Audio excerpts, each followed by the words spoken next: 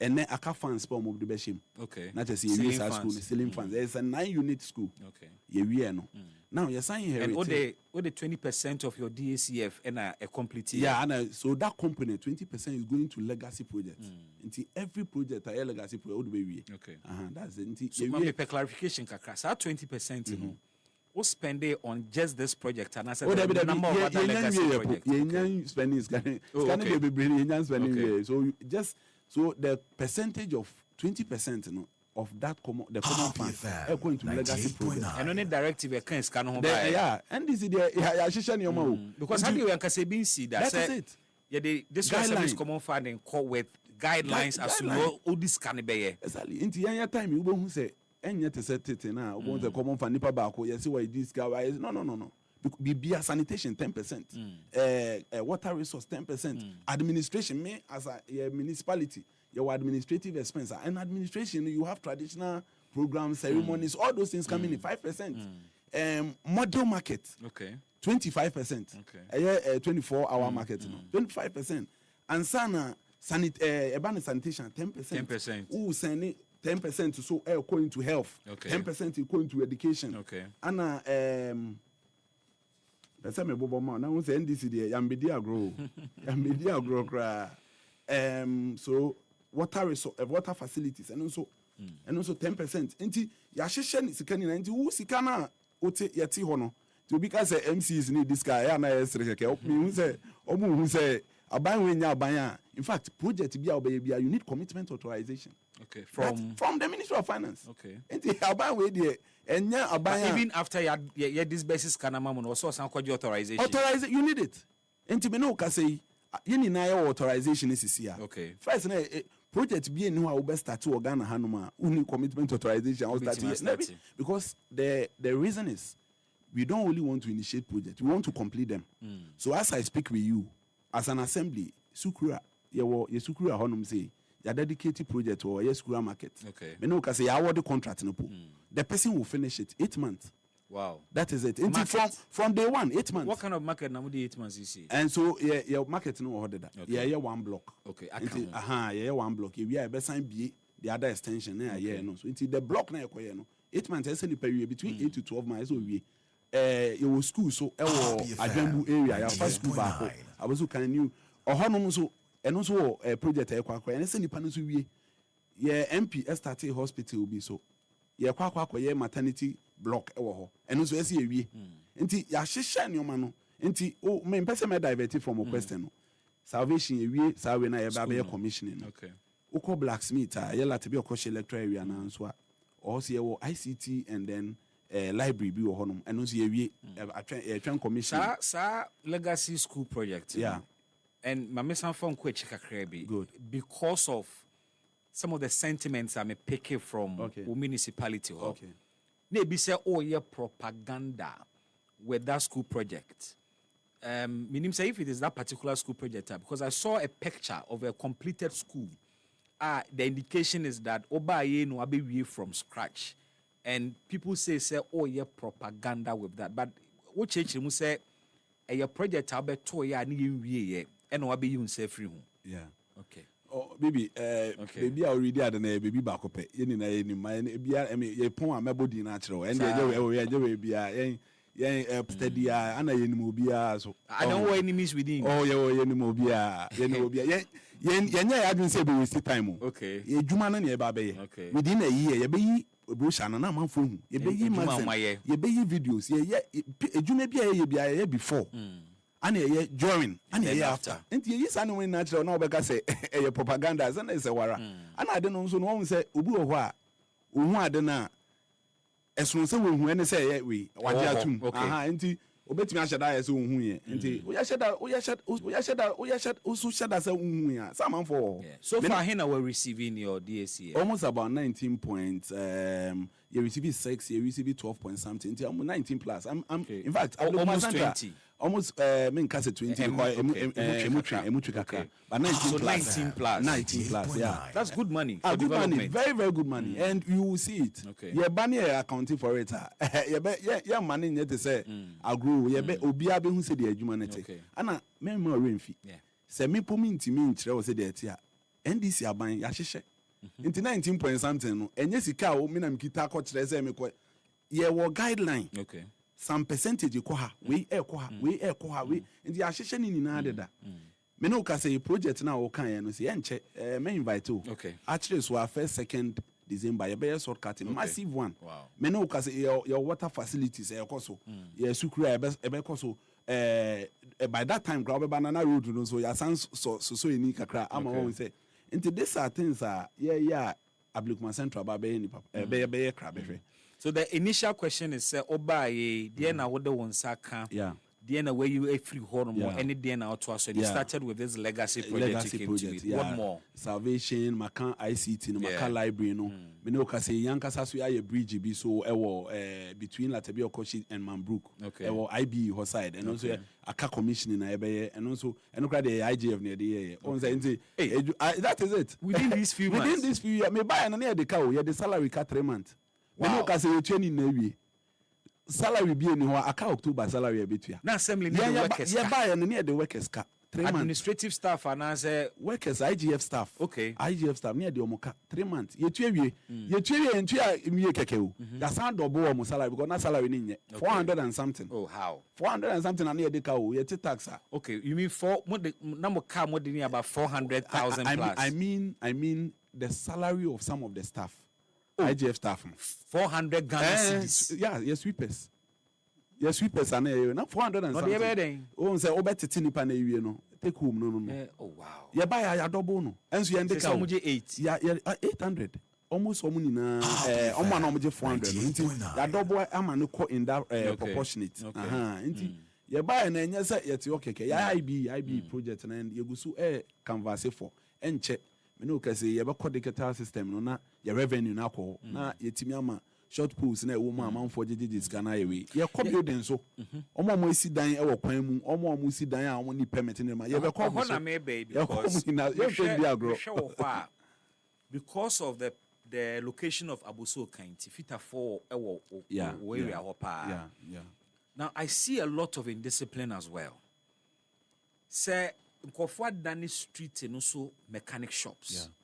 Ena omu tutu cars ase wo ho eye car ya ekwan ya boka e de aye na ye tu na e bi engine oil na gu kwan no so enchebo na kwan na start tutu me busa we dia ka e de akwakobusa me revenue generation question say sika assembly ne etiminya every month obaye etesen Okay. e wo fom a na me busa say ene wo ka wo revenue opportunities bebre e de na what's the outlook like for your revenue your generation? Okay, in fact, your revenue, we have opportunity to expand.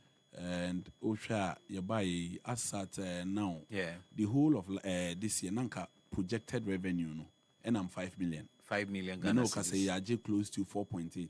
Oh, and they say you're almost done. But 5 million, no, and you target.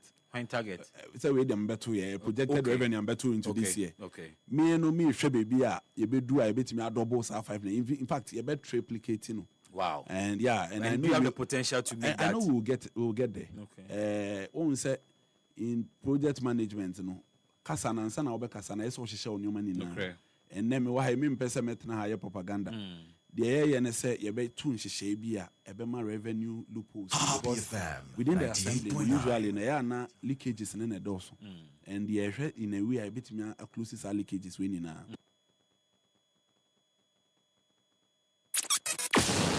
Ho adabenti sinupi na nokre eye baako pe.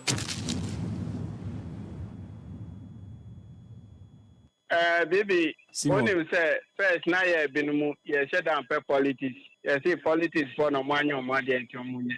Ba na mumu ebinumu so nti enyina ye ni agi say ye beboa ma oman na akoso. Na ebo 1 o'clock pe na wa ye lawyer ma oman na lawyer for enyina pon akofia akoda.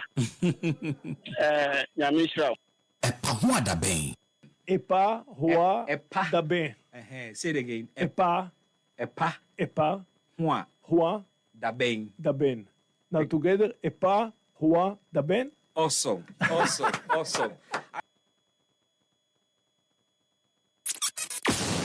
Ho adabenti sinupi na nokre eye baako pe.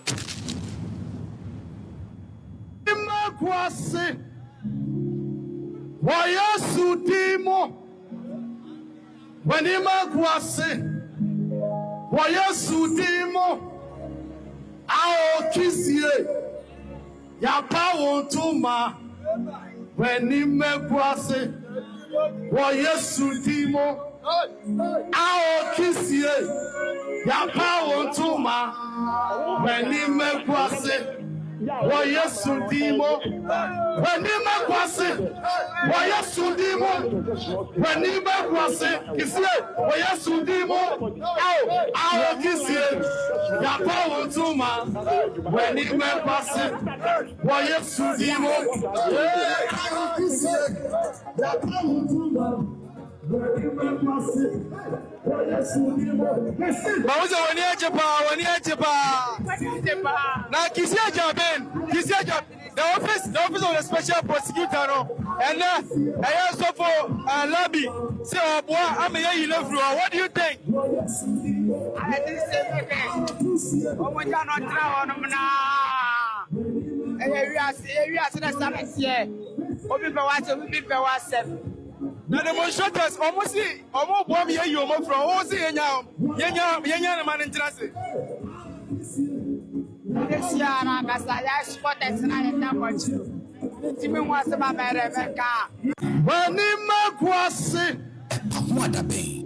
wa Yesu dimo wenima kwase wa Yesu dimo ao kisie ya pawo tuma wenima kwase wa Yesu dimo ao kisie ya pawo tuma wenima kwase wa Yesu dimo wenima kwase wa Yesu dimo wenima kwase kisie wa Yesu dimo ao kisie ya pawo tuma wenima kwase wa Yesu dimo ao kisie ya pawo tuma wenima kwase wa Yesu dimo Mauza wani ajepa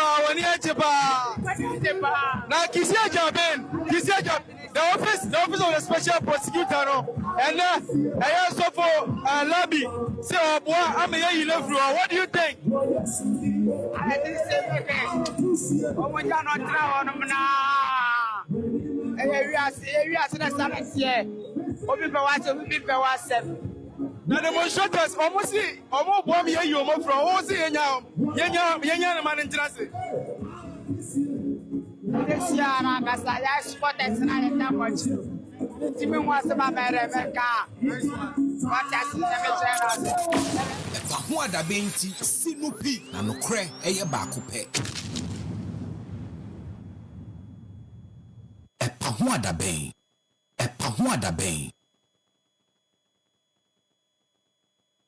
Epa Rua Epa. da Ben. Say it again. Epa Hua Rua da bem. da Ben. Now together Epa Rua da Ben. Awesome. Ahoadabe.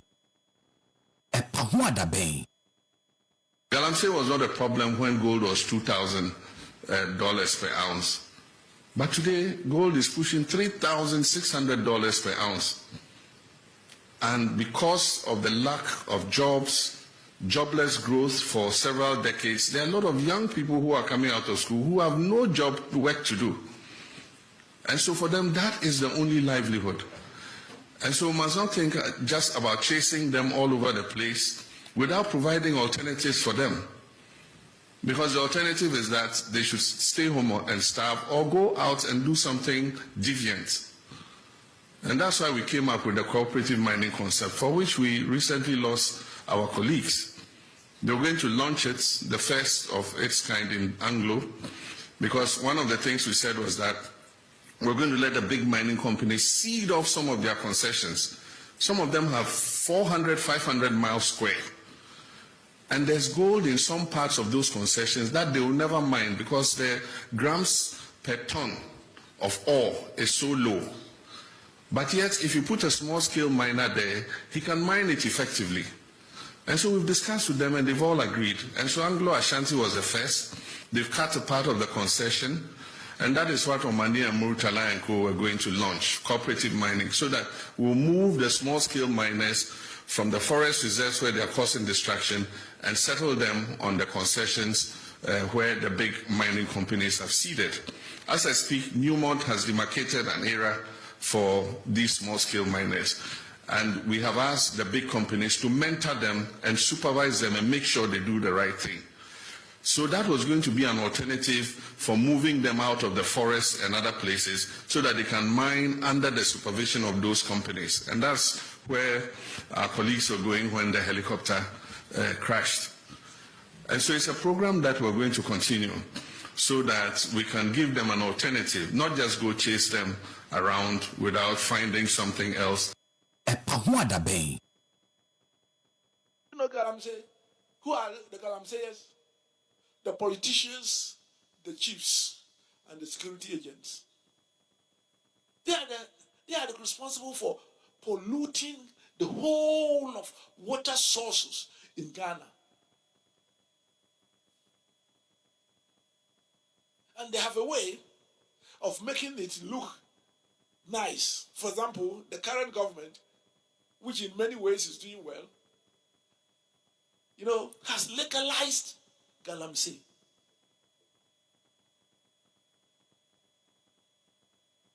Gold Board is legalization of Galamsey. Oh, yeah, no. We buy from the small gold miners. If you're able to distinguish between the small, genuine gold miners and Galamseyers, you could have stopped the Galamseyers. So be careful in your own way that you don't abuse the privileges of your office.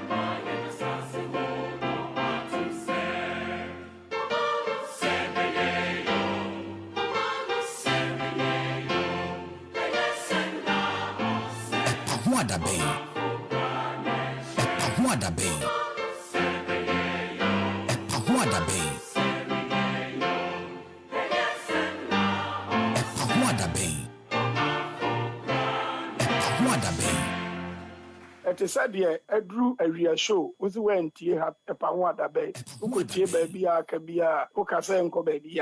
Memoaha emu akwaba eba epa ho da ben dwumadie eso ene ye benada the 25th of November 2025 midin ene Besmark Brown obetimi afreme BB ewie ye hie na yo mamu nkomodie ene de ye hia nkomo no de eye bebre ene demonstration bi akoso bebo ho empoproye kakra kyerɛ wo osofo bi ɛna wafa to no ho so sɛ wo ye demonstration dia kwa Jubilee House na president apamo special prosecutor owura Kaseɛbɔ ben na demoni ko saying oto no hu gu montene so from Kwame Nkrumah circle ekopim Jubilee House na ete saying ensem wo wiem o ensem so okrom ene demonstrators ni bi kra woni omo ye demono kra no ebi ni ne nya adwene ewie we will hit the streets and hear them out ewie so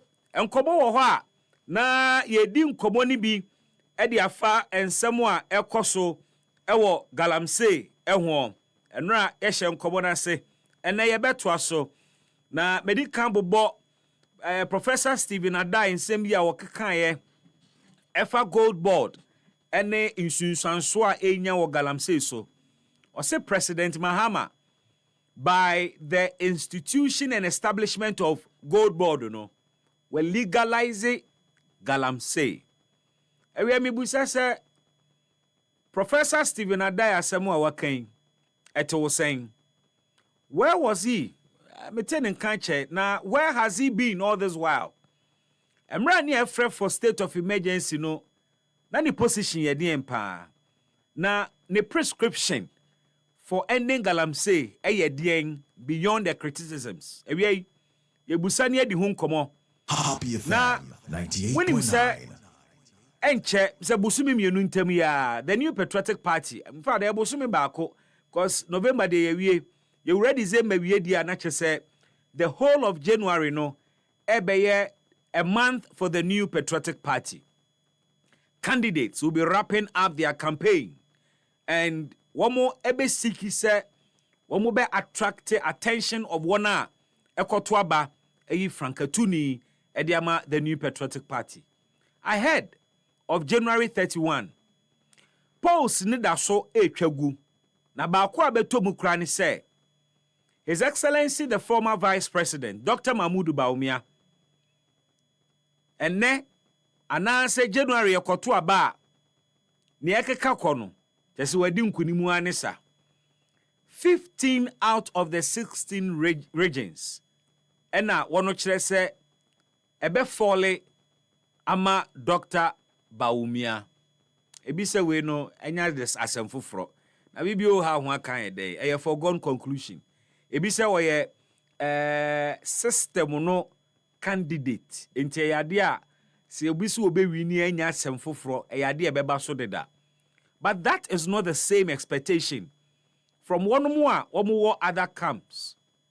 One connect for share din komo a one more extra sounds are a free a formal bano HSS Canada Japan where we ni obowura engineer kwabena je ho nso a wono nso wo se ne wotete ne form ne kire se bibia da disi obewi ni na ne adutwum Dr. Adutwum why o wo so no nso de babia wonam bia delegates na man assurance pa say doc we a gentleman wa ena woko na obowura kwa ube pono so 98.9 na ukoshia kwawu sikani eye Dr. Brian Champon a ni amanfo kan se wasesa game no ne ho pampan agi babia wo so ono nso wini na wenyina koba yi a enkamfo yi mi abusa se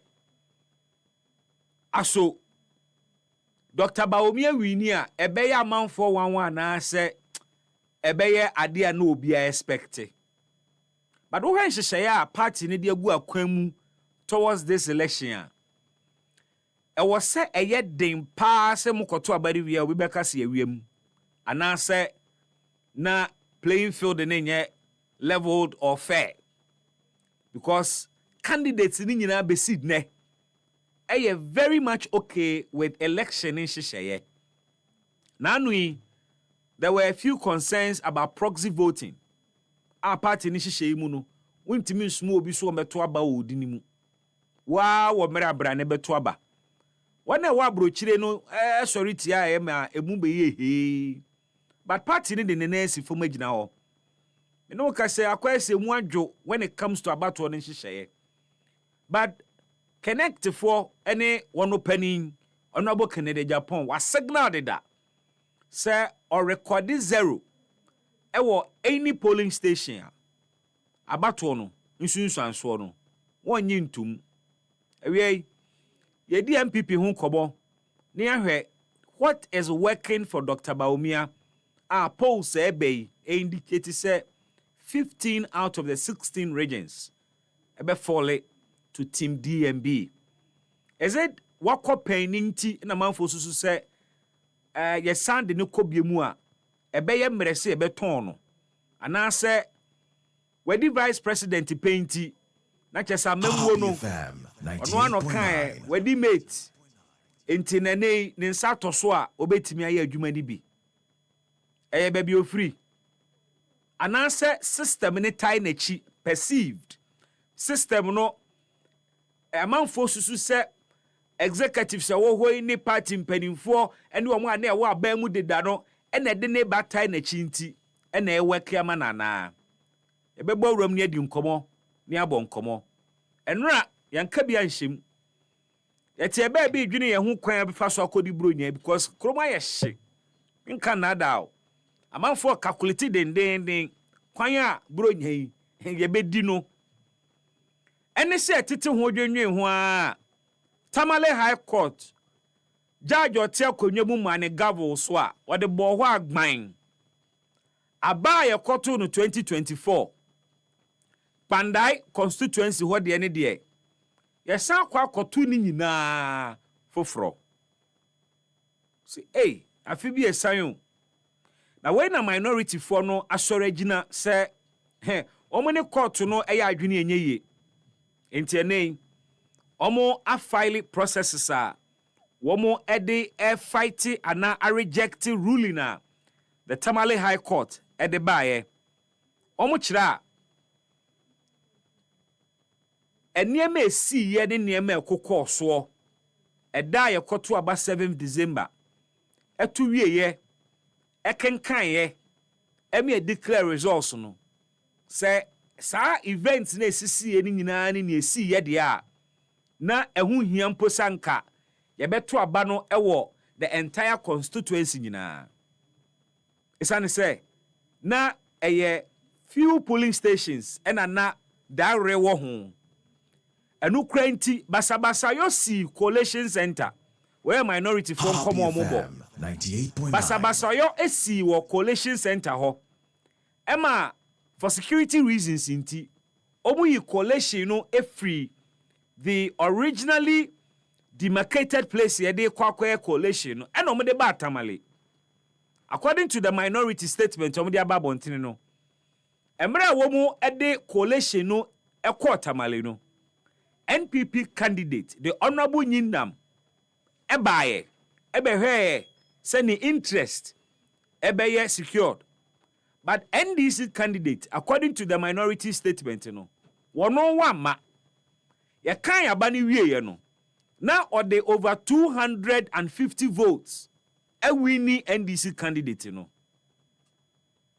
NDC candidate no esore ya ode akokot ama ene court abo election ni nyina egu am yesan koto no foforo minority for ne say difference na ewo oni MPP candidate ne ntemu no enso a wo de ka ne de ho kura ebesesa results na adenti na judge no ese watwa abato ni nyina mu because wo kan wo mo kira figures egu ho no me no bekomu akiri se o de vote difference ne ka NDC candidate ne de no ho a otwe ne mutan enya de a obetimi agi city no enti se ye wo polling stations bi a problems wo wankenka we am nim bia ugina e wo sasem yi ho but you want to join us live on Facebook na ye de sam komoi enyinada ahyehye so na mamen kan portions of minority for statement ni bi Joyce, I think you have the statement. Please share with our Facebook viewers. Now, minority for ne kruche.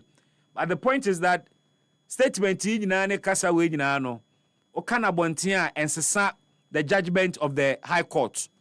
Baby, ye di san komoyi the appeals court. But almost one filing processes. But let's listen to their argument. Mekai from paragraph 3. Or say, the minority says, when Honorable Wakpal, who is the NDC's candidate, realized that he had lost the election, he refused to go to Tamale for the coalition. The Electoral Commission continued with its work and declared Honorable Matthew Nyindam the winner with 27,947 votes, while Honorable Nsala Wakpal secured 24,213 votes. Sir Unimua figures no eni. Pandai elections ne ekwo ya yesan kwo ne biemu no. Near Electoral Commission declare in the as captured by the minority for statement, and say NPP candidate in 27,947 votes.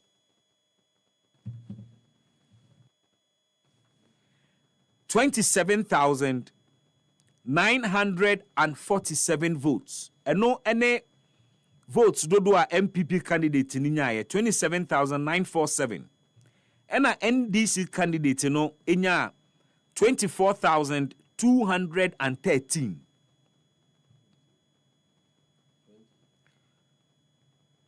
$24,213 votes for the NDC candidate. Minority for not to also say. Happy FM 98.9. When Honorable Wakpal later challenged the results in court, his case focused on his absence in Tamale and on clerical errors in 41 out of the 152 polling stations. During the trial, the main witness for the NDC stated that the total votes in contention were about 500. Even if the court had awarded all 500 votes to the NDC candidate,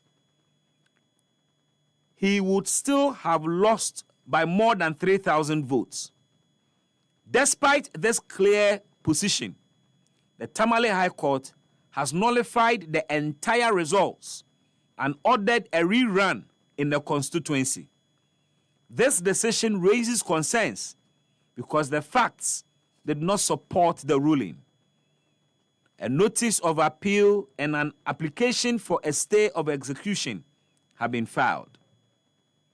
The Pandai parliamentary election was conducted in a transparent and accountable manner. Now, Menowoka say,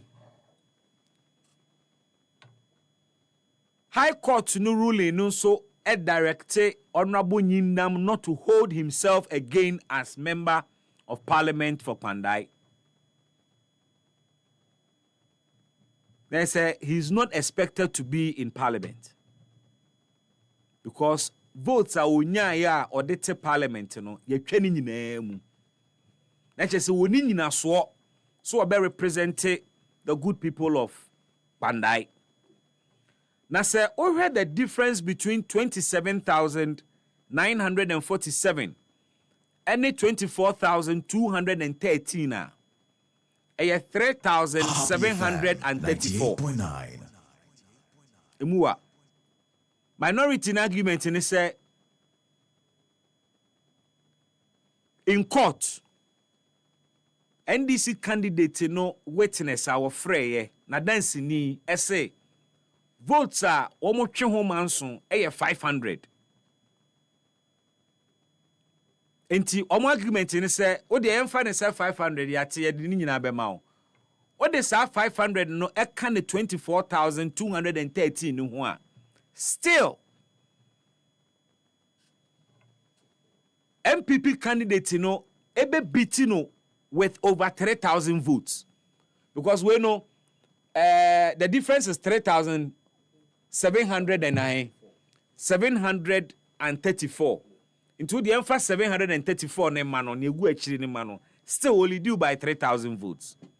Inti almost say almost say ni intia High Court no say ne watwa entire constituency results no emu nyina. And in 30 days omane san kwa koboka akọ print ballot boxes. Akọ print ballot papers. A printing notice of poll. A per diem e de bema security for. Afa election officers are wobo be man all the 157 polling stations are a work pandai. Party for subabo ka for polling agents. Ebia more pop campaign bebem because for a few was so sanka kai a council bekum. Minim where you stand, they say ruling enya baby to bet much wadwene. Enya samu ye die eno aka say e wo court ntiro ka bema ebia you prejudice the final decision in that case. They say ye die wi. Said ye unhunu judge ruling or the buy no. Bra Facebook na ye ni eho enkomo. We eka enkomo hodo a ye di ene awie ho. Epa ho ada Benjamin Medie Bidine Besmark Brown. Show produced by Joel Sanko. Supported by Jemima Adato. Ena Oba Abena Joyce Ekumeniwa ehwe ama ye streaming live on Facebook. Joe Fosu apia. Dunkwa abrantie. Anso wachimu akowie sampane boda no su nyina. Woda su chirimu. The special one. Amani nti. Ye bre na ese amani dide. Na sanete. Obrani nti. Me makasa me banya 16 years so no drive bi. Na se obedi ahen. Oh, to say the me fans first born. I feel no 7 to 8. You see how was saying ba ko pe me de me ngododo me wotu pe. Be wotu aka ba ko. Oba ne be. Obotom ti na be wotu pe na. Da bi sa na mani je ho free call abrami ya sa na mani je. E mu so a o mani je o mo. Mo dɔɔso nchichemu ne dɔɔso. Oh, oni oba ba ko wo dia mo dɔɔso efe papa. Ta o. Eno kwa do mani je o. Ga wo opportunity aga be fe say. Oh, me nia ka dodo bi a mepim. Oh, my brother. Oh, why not? Hey, se metimi nko ade anka. Awaho ade betimi nko a. Oh, ska ofie nko ade asa kwala nsu. Hey. Oh, me ka be pro. Hey, ya le no me mo bara bro. Oh, say no edu ba bia ono antimi a ne body no ebetimi ade nko. Yes, wani je. Oh, me dey me pe kwada sem. Sika ho nko ade. Hwe ewiase wo hu. You too bad. You have no idea. Say onko unimana amanfo ta wani. Bra, ana wanyina duru ba bi na we buy ba ko pe na okọ. Enipa hia nipa. Yan nipa. Enipa dem fi wene nam.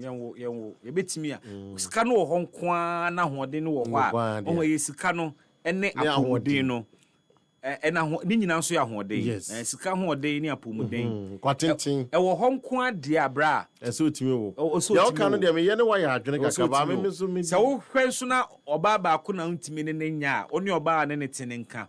Na betimi abo abusua bi nso amom so ma wo bi na wode wasesa ma bra bo because mu odu a no ye because ba me ka se mi cho fa wo dey wrong. Oh, also ni oba ni di hu nkomo nene wan pa na beti atia ebi atiasefo ebi atiasefo ebi atiasefo e ma ni biti se mo pese me wo ba bi kan oh yes oni oba ni hu nkomo wo de ba ko na so ya be normal man normal but maybe na no mo twempra kro mbo afu na wo sa ko wa na agency so ono ko page aboso unso nko ahia na be wo adipa ba ko so na be wo nko ahia na be wo be da wo uta se ti se wo ska na se nyame to nsem na ho den na obetimi ahema wo bebre ne hwewo papa bi ni girl bi enyinsen ye that changed the life of the entire family of the girl awari wo ne yire ne ne ma yes ana one abayiwe kwaye yi na nyinsen bae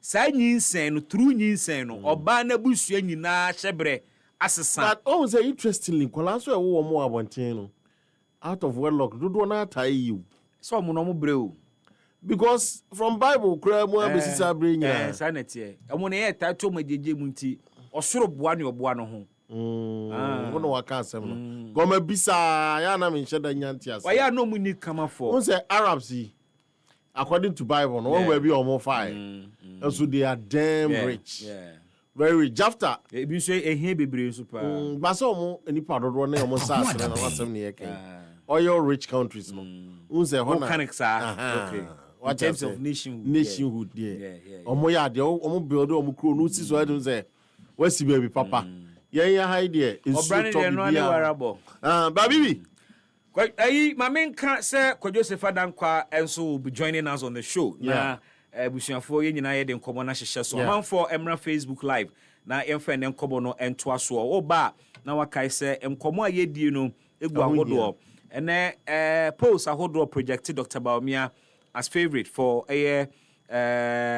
delegates ahodo koto aba 31st January 2026. Ono kira 15 out of 16 regions no bekwama no minority caucus and so rejected the judgment of the Tamale High Court nullified the entire Pandai constituent parliamentary elections ni nyinada and ne protesters bi to omhugu montene so say womo President Mahama ne ahweye Jubilee House na womo aye demonstration say mampani enyi Kaseɛbɔ emfiri ho a special prosecutor.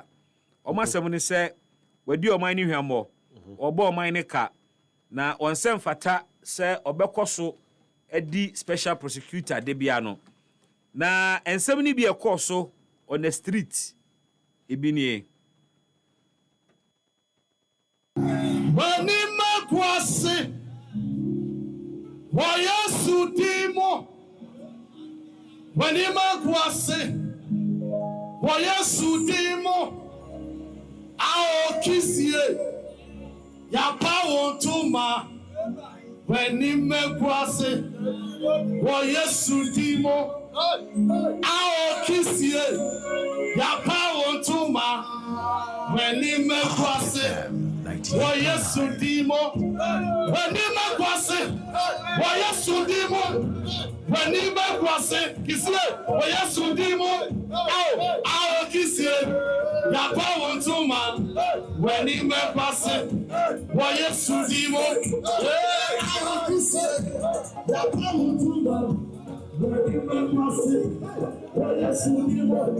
Bawuza wani achepa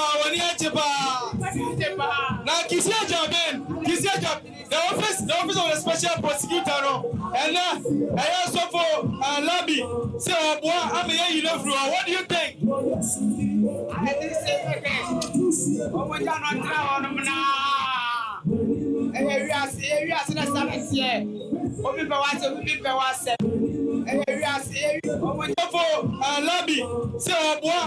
what do you think?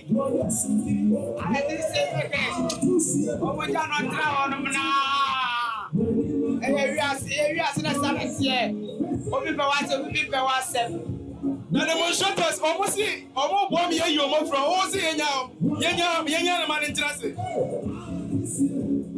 This year Kaseɛbɔ sport is not in that much.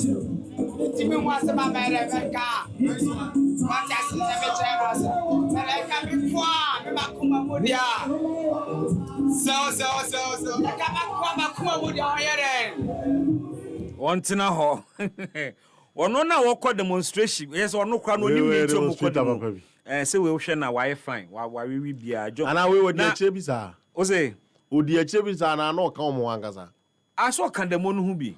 We wutu so jina ba bi no hu so mo kono di so. O kandemo no hu bi. Na onim di odam. Papa ya odi sa demonstration e hye so o ye sofo. Yeah. Na mebusa se oman ne atimu na ya manfo yensua de ana. Eya before adipa betu anamo no sebe mpreduasa. Ya dwene ho ansa na. Because say o person special prosecutor if you are enye demonstration e di yin fi o starting term enye demo nkra nka ho yeah wontimi nyusu demonstration yeah enyi special prosecutor yeah o article 146 for no ɔyɛ independent. Yeah. Enti ubeyi na processes. Eye petition a wotro. Yeah. Said the na what state reasons under the law a yemfa nyi no. Na wakosesa junkies. Bibi. Masa na one videos ni nyina. Me share di nyina nsi. Gawe na bi na boy ya o ye na yi o ka say wa ba demonstration no e ba be pamo Kaseɛbɔ and ebuza ne say so no de kana kuma mu kran ka man ntena ho because we ase de bi be pass be bi pass but we so the man ade ni nyina ya di ka sometimes and na chese seriousness bi anim o man nim seriousness bi ani nipa no ye demonstration na wo mo ye nimu so what I say Omo 19 mua Joyce, you want to share some of the videos? Omo 1990 mua na police for nankasa no yeah some of these things anyway also man kofo kwan no mu say right civil rights sana kwe na usi kromu ti saying no na make e krom no me na mu a hwehwe mu a wo se bi bro nya ba o yes eno ntina me so me chi no me ya ma dwen se me hwehwe ntade ne bo nya nkosoro saa ho ntade nkosoro saa mo ne ade ne bo nya nkosoro saa okay em say fever ni nya starting that is the reality you say na say me chi me pese me hwehwe ne no krese ne be hu se ne nema ko se ne nema me so fra obi aya na kroma ye den obi so ba o se ne ma bo aba form me bisa emema mpaboa asa se de me so obi 250 ne 300 ne 400 ne that's why for almost like a year me feel say no ma maintain for a while and ujina okita 300 obenya original shoe pair yeah a leather one quality one fools your fools need them grade 150 ne okay 200 obenya be but 300 cities o pay the brand new shoe brand new a leather quality one a woman na me fa ho hwe and I'm sure that share member shirt okay yes said it depend unse ya wode ya hatan and ya no to 60 cities 50 cities then so share box mu and so any na mu na yo ne shikakra na mamo no yes so na yes and so na 50 60 cities now then again me share that share quality shirt okay omo ton between 500 and 1000 okay and the same thing they go say you shey yes they said you shey we dey obi adaroma ababa onyamisha no odidi mu ache ko ni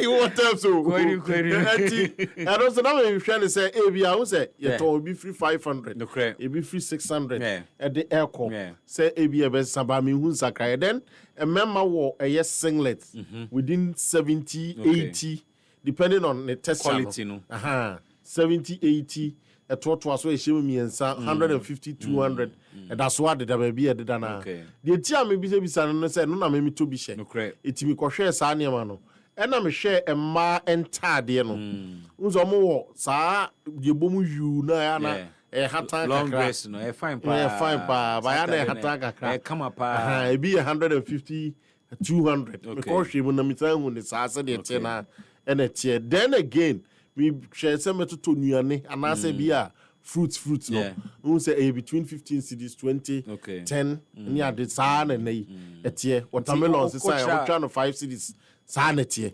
sakrayem for the last me fan say 11 8 months am minimum there sakrayebia mam na me share say empo no said ye eniema omusito niema na omo eto dollar to niema the only remember fruits no what say between when say fruit no to be a 4 or the man will be a 15 and 10 and that's why amalia kodu and kutu kura dey say from you 5 cities we kura to be the man kutu me 5 cities kan body so say kutu in sheda massa na kutu dey adwuma be sheda massa brother na amanfo bi no add value be a raw fruit na me 5 cities we so also the froka dey be we dey froka yet ase na me 5 cities me 5 cities dey nkeye so ntimi nton ma 5 cities na mo to den mo o hawa ya na wo man ni mo unse nyame madome call kakra ko hwe outside ade ti say coins yetimi di num drink timi di talk here and am be ready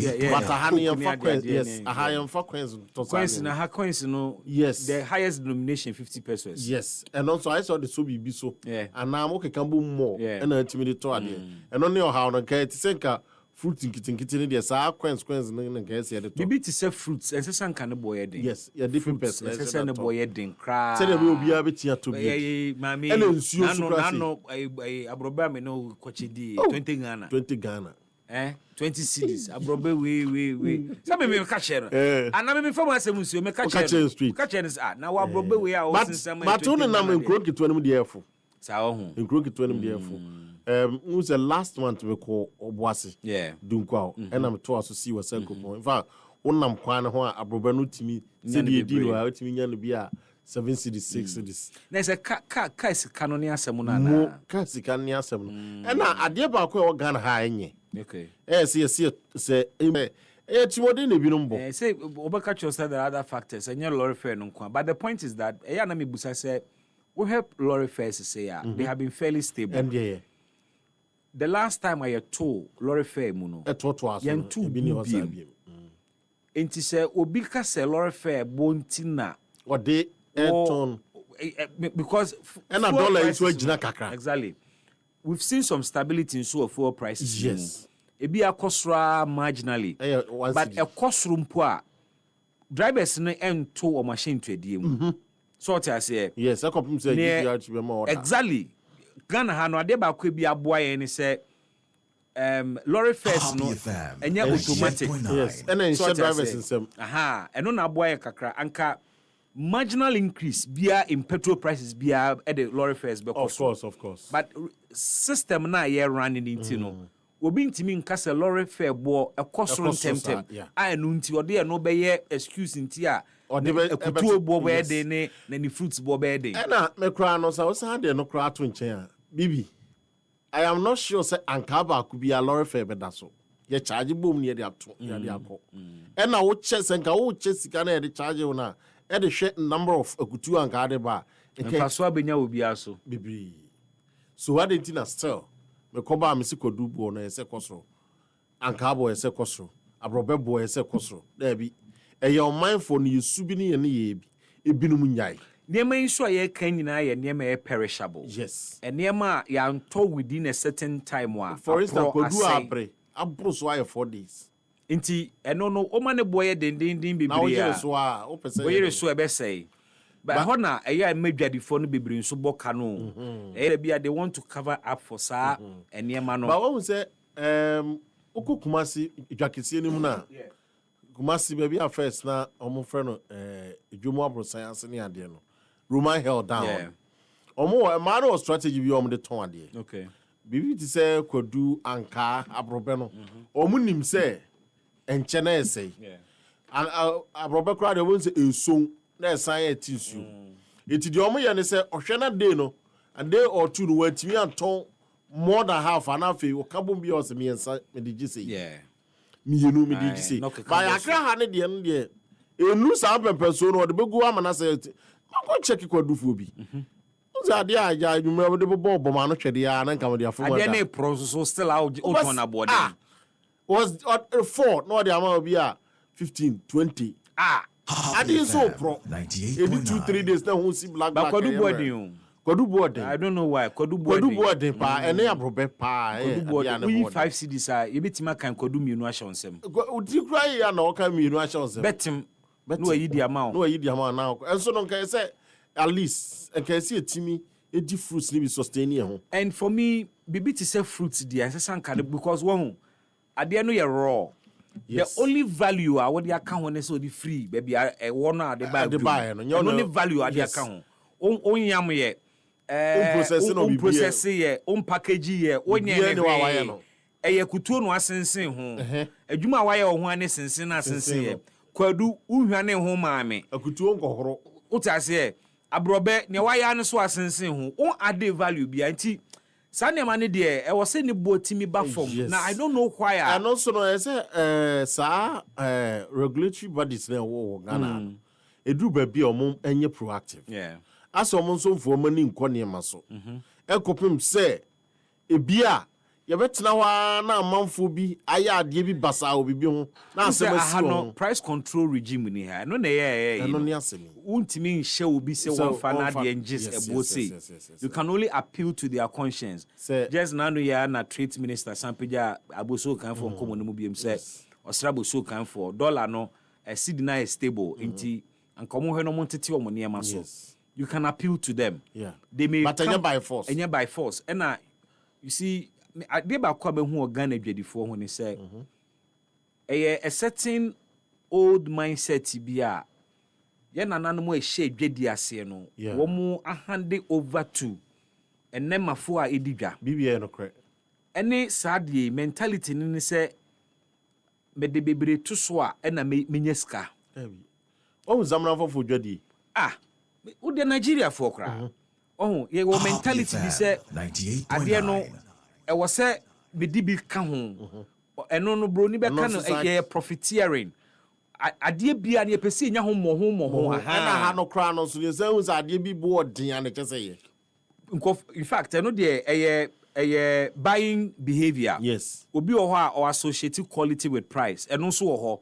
but the generality of Ghana for a edidwa dodo na no na womo profit mindset omo pedodo mo so benya bebre omo adwene efa emfaso ho ene se obɔ ho a eno na beboa ana obenya mfaso kese but ankadwadie die wudi a dodo na ekɔ no ene ma usika yes it yemfa se me fun the same thing also kita another phone ye de medie age ebia me fi se ye de 50 cedis a metimi akofa dodo wo de eje bia 200 cedis a ebeda hwa bia 4-5 months but some de 50 cedis wa bia enipa be 4 beti afa ne dako ama wasan akokwa so aba beti akwa be 4-5 times na fi no ato miwa na sa 50 cedis na de je no ummo ka o wenya won faso a chese ummo ka kra so de G50 but onyonkun so oton the same thing 200 cedis why you profiteering in mind intino wono aye no 200 cedis de opɛ mo enti sa nipa no kɔ no shop a na no ena wode ji usika no so o tiase na no go wan kasa ma na nya o da ya wan tom rade wo ho a wani nyi so na sa tu wanya 200 ne kro ne o hit 150 meanwhile sa 150 no wanya ne mfa so atwam kura na ne ma ne sum ho e bo ala kadwo na wo kokwan so ba onam se wo akwa die bibi beti kura ba obi say spy onam so wo die aduro that is strategy a mo hwe e fa nyo business sort as here eti no de adwadifo ma na ne o mo edi dwom akasa Ghana market an yeah profiteering in nature okay na no fruit asebia I think it was Circle Vodafone anymore na o wajen say wo pe bi adi me hu star fruit me di bia che aso we na de me pe kakra tete me pe ba bi gina na me call ma me ho se me tade bi obe su ahye me adai price our boy no minim say of course star fruits enye Ghana imported na enye common so but ade aye to da kaso ma me ade we de no boarding dodo me ba Mr. wo toma me wate na ne boarding sa ya bre ma bre ne me betina ha obi anto hwe je se wo ka obobe na su owu ani obo bubuogu so masa Ghana ni obunu na wo suka ho obunu yes na ohun se de yonko so ho akire na osere wa akire sa obunu na osugu so yes ade ni ye 50 cedis o say what they aje 150 na all justify sa 150 no na aban na we say na we koda no na dollar na kofa na the dollar na kofa obokro no uni dollars ade ba ko na eton obi a salary no obi a wo ne price a wo de je yes sort as here tomatoes omokofa ba se ohye olonkai so be gina ho na wate so no na de ya na yemi anse no ma wa ase o ma san de o ma pade edwadifo e friend obrafo kan o say o use expression be nyatete no apa we di nyansa kwan na ye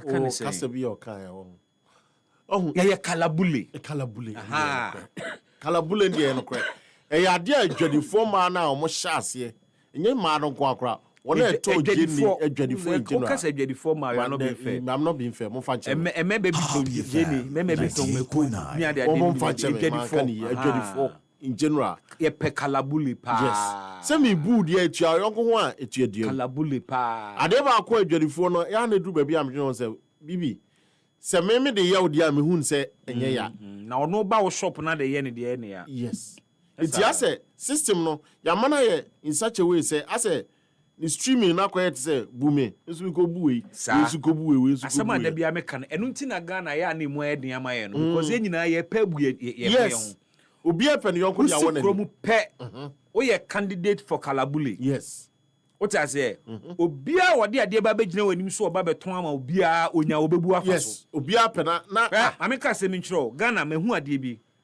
first price a nipa ne be ball no e kalabule price either say I'm pumping 2 times there be 2 times enti unim ade to a wo bom mienu na wa fiase adi anu afi ho we dey all my kind Julius say bra we dey nya boy a na wa ka bi sisi a di cage na na hwe no say yesen na wo mo bi obowi a chemu 3 na wo fa 1 na ka chance all the man afi all the ba be see the price no Ghana dwadi ni kalabule yes onim pefe ade ba konso a over the years ye mwa ye dwadie yeah eye measurement and they are no correct oman no ye de ani ene measure bibia say de ani na susu ye de ani ye bribia ye bubua na ebu ye ho a enti wokoto tomatoes ye se ayi wokoto mo ye se olonka baako emo enye olonka ene de measure mo eye weight ene de measure mo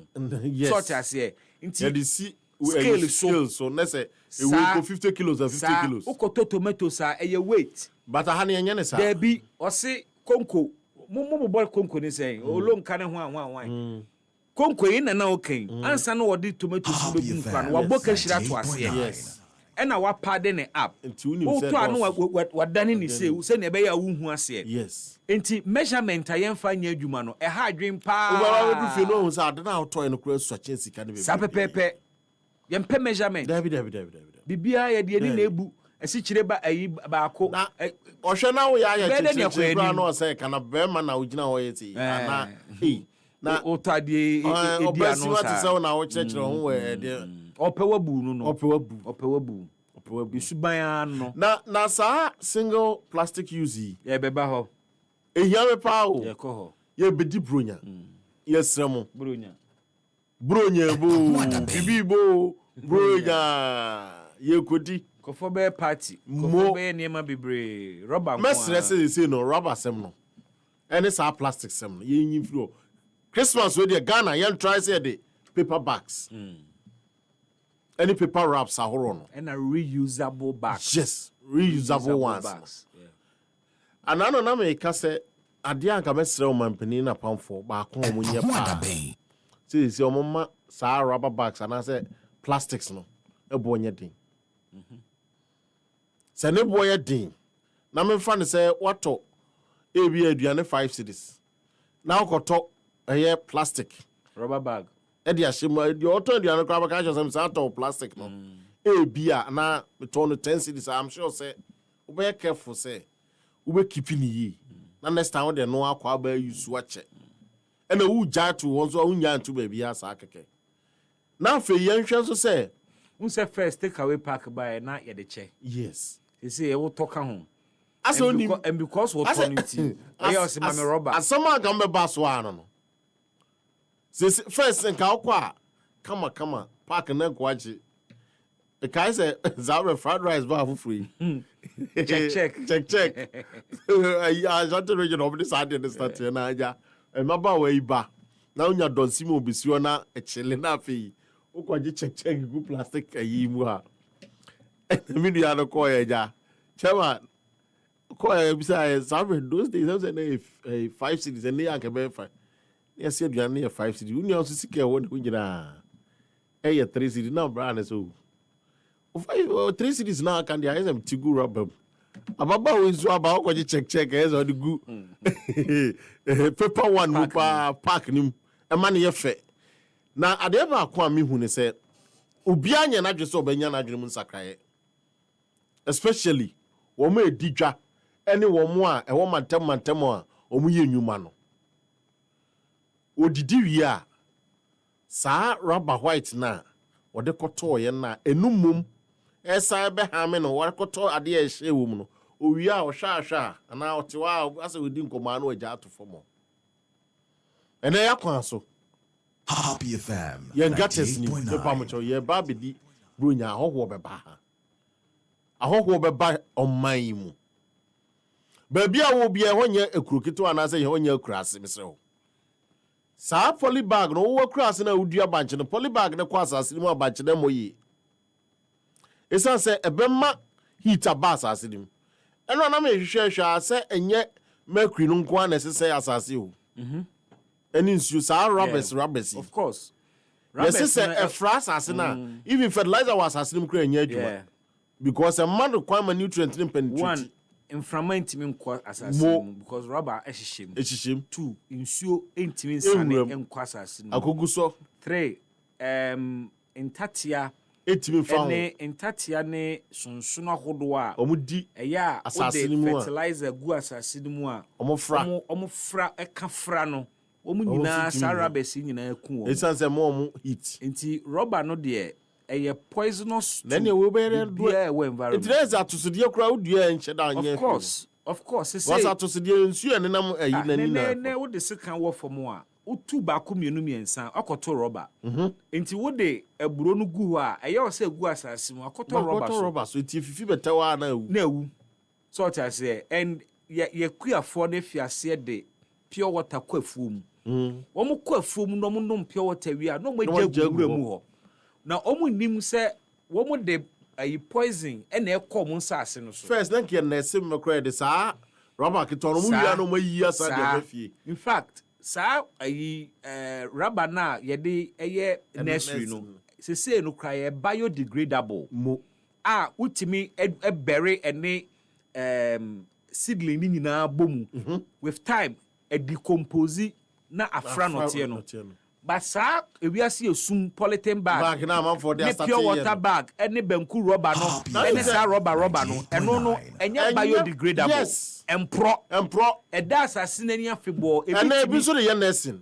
otwato no dia or dia shame we are no ayi no ato atwene so oboko akoto de papa na e de nursing na kasa na ebeti apro afa no anyway compare sa nti yafutu samene say let's say no to single use plastic and save the environment ensempty awa okoto aduane a fa chensen kokoto aduane no enkonsa pan kwaje rubber emafie pe bowl to ka mu ade be kwakoto lunch pe plate eto odro mu office a ewia okoto aduane ade be ko na saa suban na krachi wapia fi office akoto aduane agu rubber mu aba be bie mu edie no etwa mu na essay environment no isane say rubber na wode abafie no rubber na e baller unni use bia ma no onfa nye hwe wididi wi amoa na akwakoto atwene saa de na wato atwene no enya de ekopro ne akopro china nti mesre se ye beye no se ne nankaka ne ye no no wo suma kwada so nkoto aduane a bomoden na kire no se wonfa chensen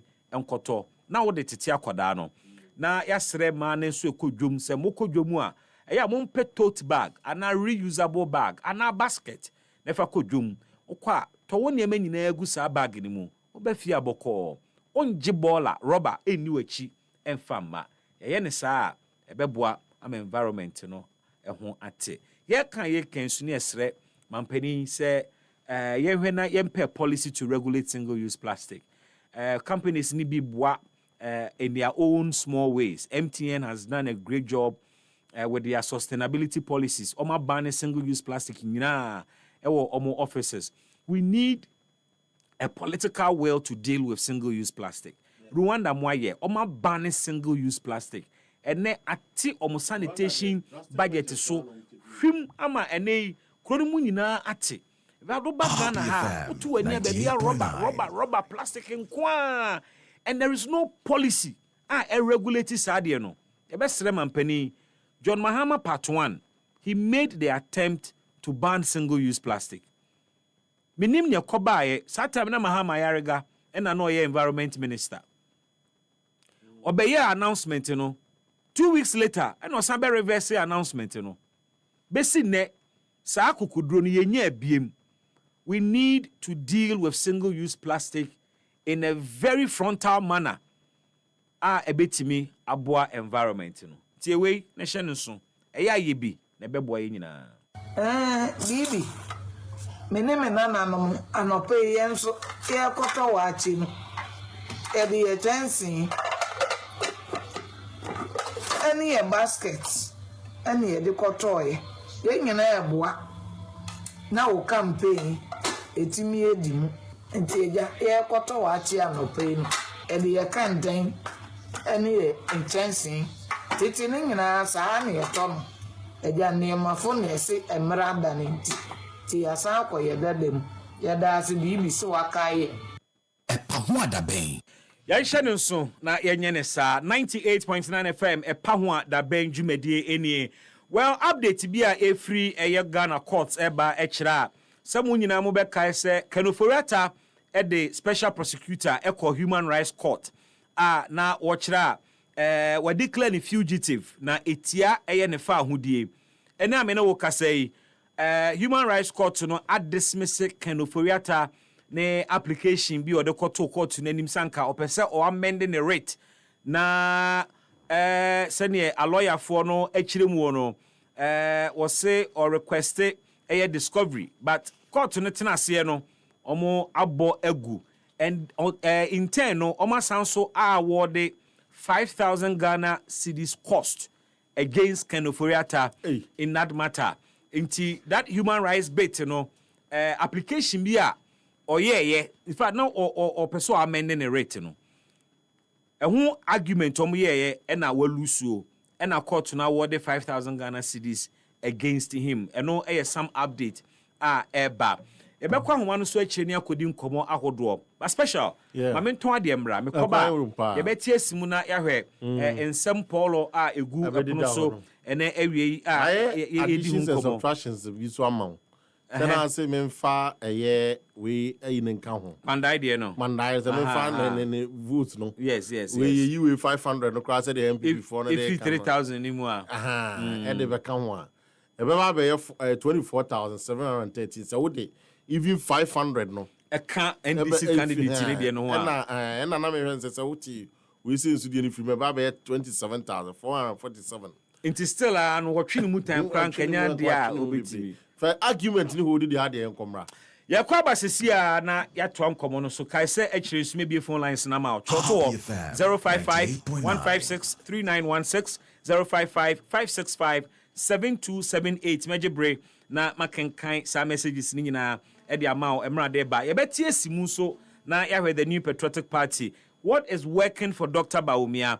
Is it because ya turn pain inti amanfo susu se ne ton be ye mre ana anase wo ye ankofo passive so systems candidate enti na amanfo echese ase echidom bi etai na chi a wa nkwa ankoka ho bi a wan hwe ana akwakoba ne se akwakoye ankonam enti ama wo bia is whipped in line ana but at the end of the day onye vice president biem authority ben no betimi ayusu dia hwepo nkofo in line sa ebi amra no vice president ni dia bekasa appointees womu ano mu di positions so party ni mu ana ban ni mu would have said say man ko support no a ahwe a yebeyi medi ana say me budget kura na misika bi akokam yemfa mba so onye vice president biem so that's the system's candidate argument no edaso gina mu ana yebekwa bane abedi sa enkomo nyina minority force pandai rerun ne de anya de ebeba so no mo nyintumu enne enyintumu china yakwa akohe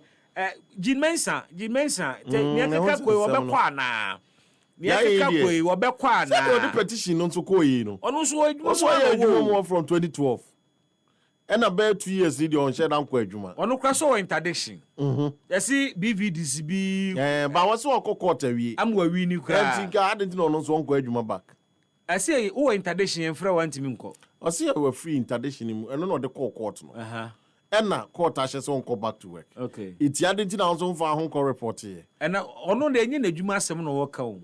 Na bi me say. There be no de o ka me no nya adwene. Say won kwa adwuma ne de mfa ne petition. I'm only driving the case from another angle to say. I say owo menasepo bi against one. Enye menasepo so make I say wrong. And no ye ne civil rights. Any idea be on tin once. Me no tie NTV bi ase kra 7 previous.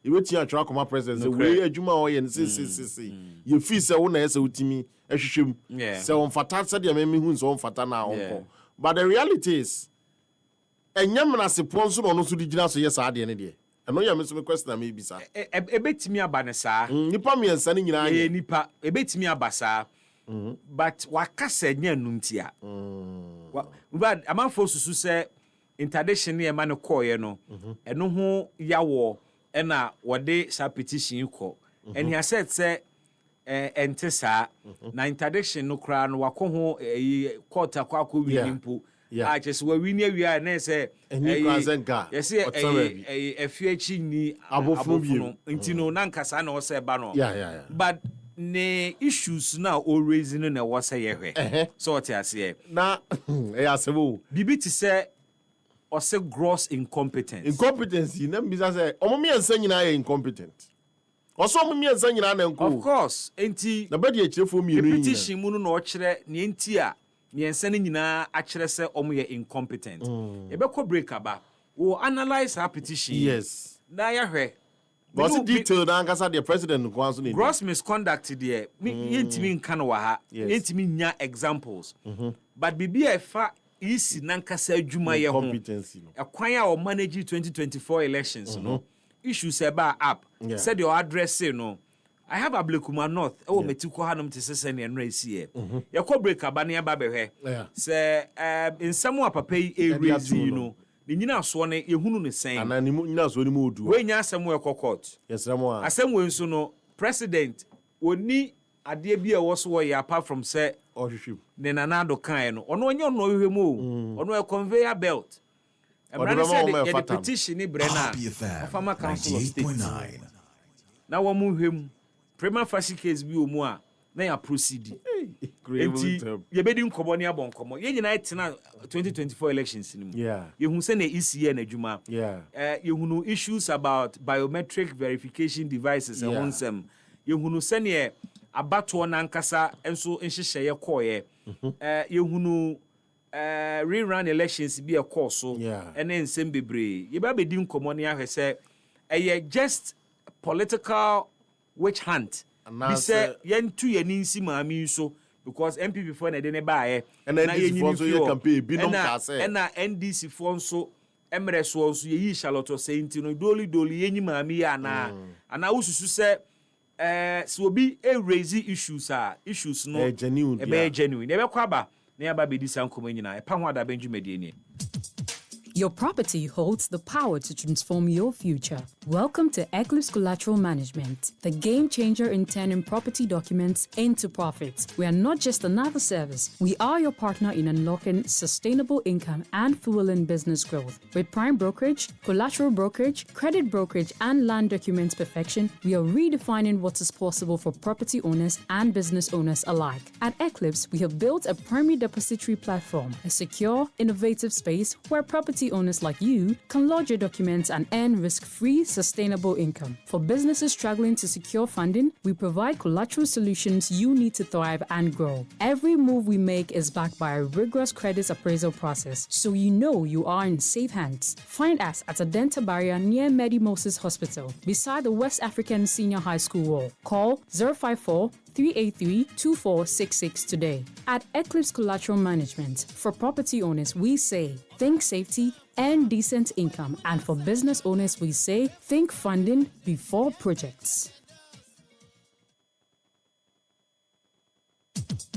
Your property holds the power to transform your future. Welcome to Eclipse Collateral Management, the game changer in turning property documents into profits. We are not just another service. We are your partner in unlocking sustainable income and fueling business growth. With prime brokerage, collateral brokerage, credit brokerage, and land documents perfection, we are redefining what is possible for property owners and business owners alike. At Eclipse, we have built a primary depository platform, a secure, innovative space where property owners like you can lodge your documents and earn risk-free, sustainable income. For businesses struggling to secure funding, we provide collateral solutions you need to thrive and grow. Every move we make is backed by a rigorous credit appraisal process, so you know you are in safe hands. Find us at Adenta Barrier near Medi Moses Hospital, beside the West African Senior High School wall. Call 054-383-2466 today. At Eclipse Collateral Management, for property owners, we say, think safety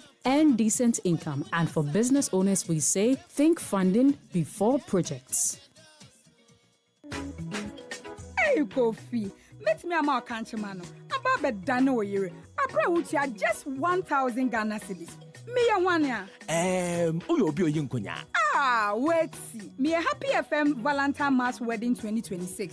Sa dwumadie no a ye hoahoa wo se oye odehye niema koda ahogye kese na ye san ema manfo di wakire se de oye celebrity no. Wetwa. Be fie duonini.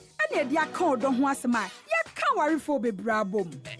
Sisi anu de me mpra no miensa no ba. Debi Kofi. Oba baako, bema baako, odo baako. Happy FM Valentine Mass Wedding. Well love meet affordability. A warrior on another level. Don't know. Before registration forms, our Happy FM asalam down. So person so yasenia. Obetimi afre tete for homan 0244 906 235 and I say 0302 254 858. Mamen kai wo sense se kakra wo.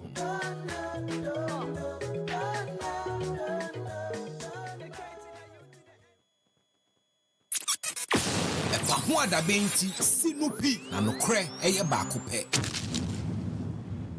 Welcome back. Epa ho adaben dwumadie enie baby a obia yeda asesewa joining live on Facebook. Many the special one and edi dwumadie no ebrewo show produced by Joel Sanko and eye Obapa Jimaima Adato enso eka ho ne edi dwumadie no ebrewo.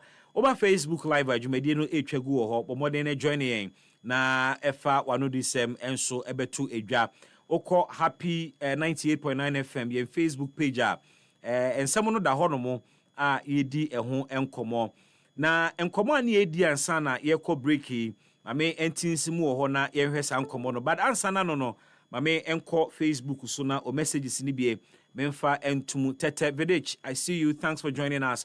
Or say it is true, I support you 100% if you have the money. Okay, earlier conversation said we have to do with skank also to me will be brave also or name me adwene pa. Mano Jesse said good afternoon, Bibi. Bibi, early this year the president launched Feed Ghana and 24-hour economy, but it's like nothing is going on. Was it just for the cameras? Please, when it's time for panel discussion, let the NPP representative flow. They are the only people who talk for us. Untimi mechirem medwuma obra. Say obi show me show na my inviting crofo na ofri kwan mu ana say ensem wo ka no enye factual a se bia mu menyemu mentimi ntenase mu obi entum futuro ngu amanfo ani. Enti people will flow, but when you are not being factual, we'll truncate your flow and put the facts there, and then we'll continue to flow. TNT and once in Yankoyanim, a Jumanisha no. Kamaldeen Amasama Bruni, essay excellent submissions. Uniami who watch it, Yenebrana, Indi Ghana and Komono. Derek Ayete, and so Edenedia Ba. I see you as well. Thanks for joining us. Also, be member Facebook Live. Na what they also comments about na yedi ehun enkomo. Now, question is, so is Jean Mensah on her way out? For some people, near Ebobo Banidie, San Ebeko, the son is said, a idea tone was set already. Yeah. But Emra Yebeko Ablekuma North rerun elections, no. Meka Simbi. Now, in my editorial, me focus on the Electoral Commission. The refi date in exactly. My producers can help. You will kromu hanomo ena your koto 2024 elections. Ya two abani wiye no. There were a number of constituencies are omentime wiye coalition because na disagreements wo ho. Isi ni bo modern address a good number of these outstanding parliamentary results. Ema mu koleti bebre ma ehun asem kodae. But there was one that was still hanging. Ablekuma North. Ablekuma North election na yesan koye no. Nipa dodo na ne mebɛyɛ adwene a sobo ni nyina eda Electoral Commission for abamu. Because naka how many polling stations? 19. Sa 19 polling stations na kaya no. It took the Electoral Commission more than 1 month. Na wontimi quality. Ni excuse ni say anytime bia obey coalition bia na party for ne dia boy ni na scatter na ne nyina ase. To the extent say isi ni yi coalition if you constituency or edeba na regional officer ye nyina ye hu the evidence of violence enunti dwumade na ntimi anwie ekowi akire Electoral Commission esi aginaye say yenkoto aba no foforo ewo 19 polling stations ewo Ablekuma North. Eden ede bae Deputy Commissioner of the EC, Bosman Asare, was summoned before the people of Ghana through Parliament. Yenina yetie nsem okoka o Parliament. Ose Ablekuma North constituency elections ne de.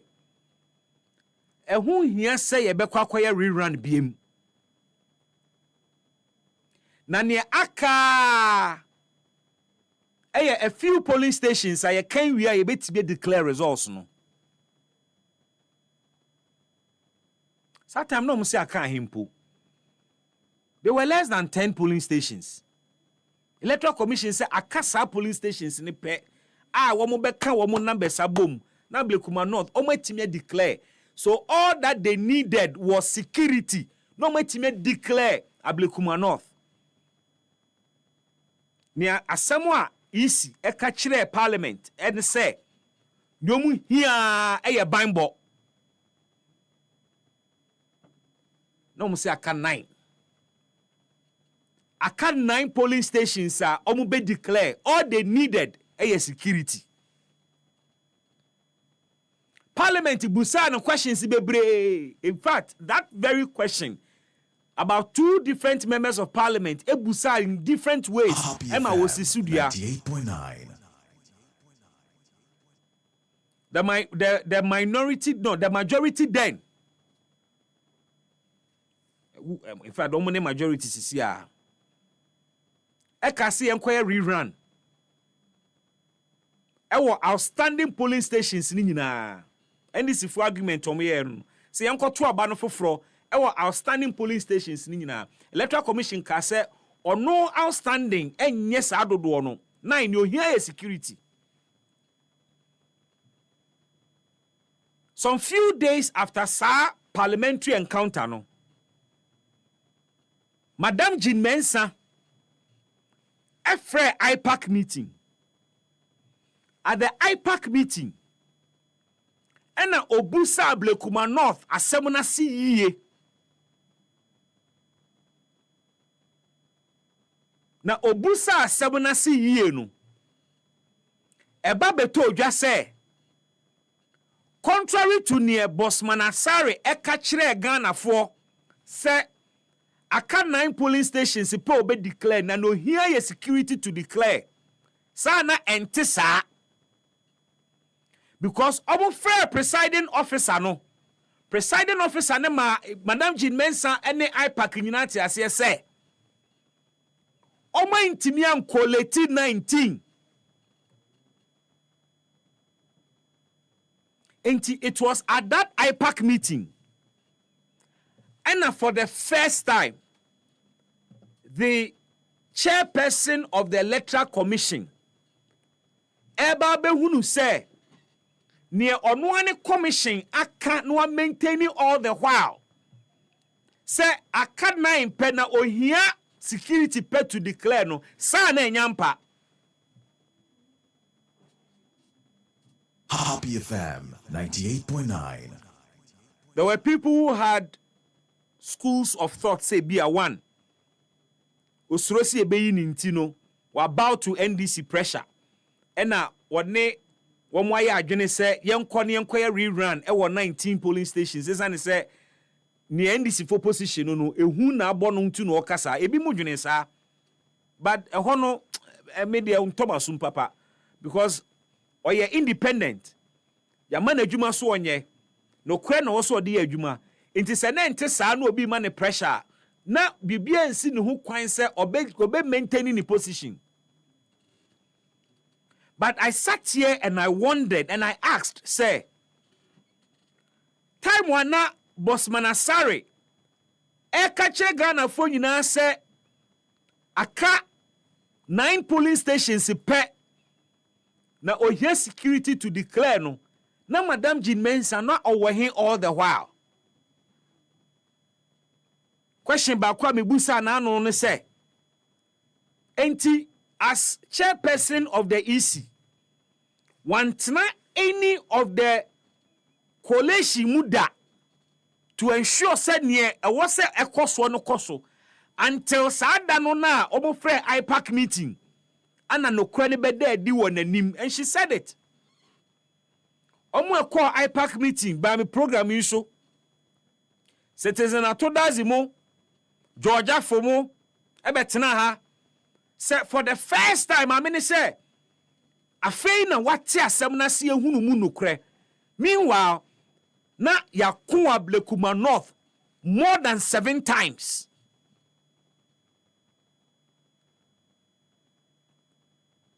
Say no because say most show gross incompetence. Say nipa no. Ubedi ni chimu ana. Happy FM 98.9. Because Ablekuma North asamne ko up and down nyina. Madam Jean Mensah did not personally take interest. The very first day of taking interest in Ablekuma North, we found a solution. But that was after several incidents of violence. That was after several failed attempts by the Electoral Commission to collate results. That was all because EC Nankasa, because now Busa who say, I didn't think there was a yet Dema Electoral Commission to find a solution to Ablekuma North when our presiding officers. It's now weeks. In fact, from 7th December, omo ye ntimi unsolve problem no. You right January. Yes, swearing in year na Ablekuma North for ni MP. Sadema we nyina koso nyina, the commissioner, the chairperson was absent in all of that. And oje adwuma ne ma Bosman Asare ene Samotete. Ena Bosman Asare ne Samotete picture kire yen.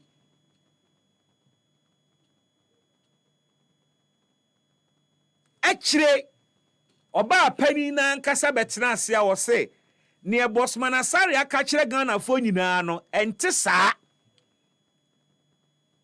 Nemom outstanding polling stations wo se ye hwani aka ho asem no ebro ne ono Electoral Commission na nkasa aka kire parliament. Enti in the absence of pink sheets are Electoral Commission ni bie. Can you imagine? Na political parties in susu any bie omo mu wo bie nso ye contest pink sheets omo de bae. na wose ekone ekoto aba no foforo. Meanwhile, anka we could have solved that problem animanim wona e hyase.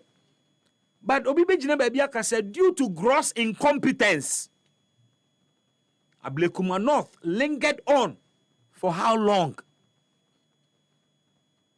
For how long?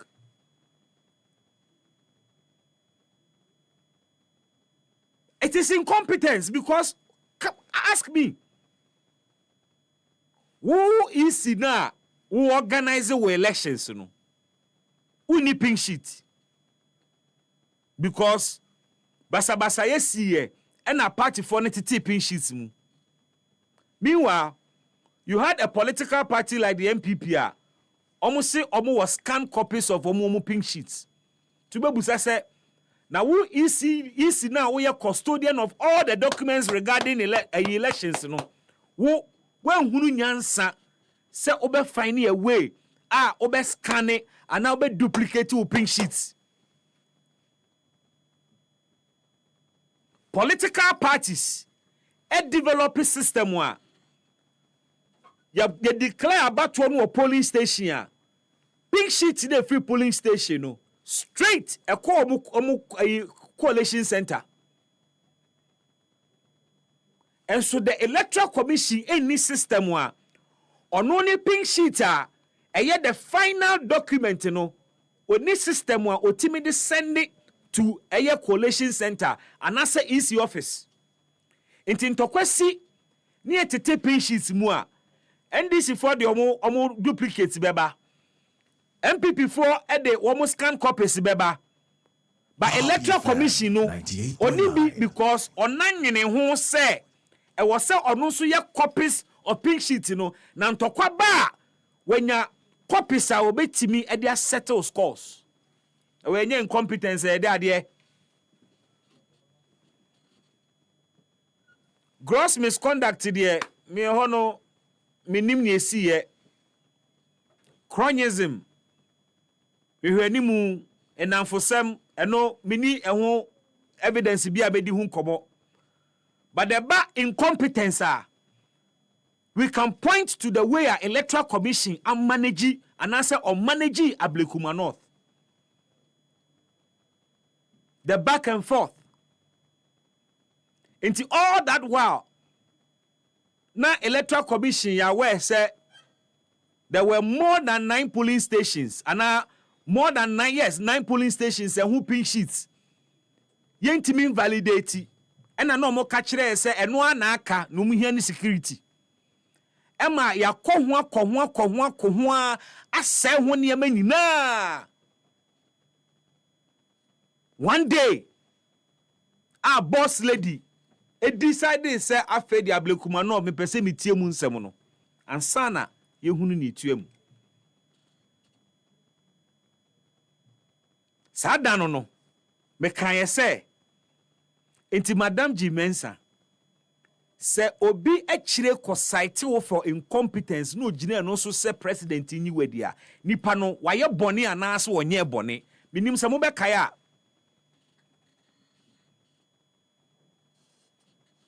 I have always said, say an institution like the Electoral Commission there, and say obimpo bowa ewo wadwuma ho. Happy FM 98.9. Because all has said the constitution now. Anka political parties kura ehia agents. Send your hospital oji doctor die say ma ba ban hospital doctor near training no or you qualified what the own question nsa ne obeka kire obi a wodi so o kwa wonfa dansini mkogina won chen say on hwese doctor na ye na adwuma yie because a trite knowledge a idea a settled what jatumu crampo and na free say onipa wo kɔ no ho no wo ni mu gidie so obeye adwuma no Sanian constitution e place the electoral commission. Say party bia and polling agents in Pam Megina Wa. I was say a man for Ninya Gidie say the Electoral Commission of Ghana ono nko abetimi a supervise elections no ama ye credible results a obia ni ho achinye. And only the ideal situation for our EC.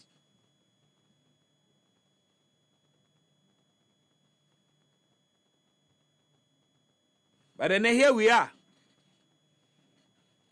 As to details, and then here, what the original soka say, Oma misconduct to Omuhu. And of course, you see, appointments need be a course. So, in Kophobia, ya power woman koye jumo isi ho, woman political background, and the sanya many na amwa public confidence in that institution.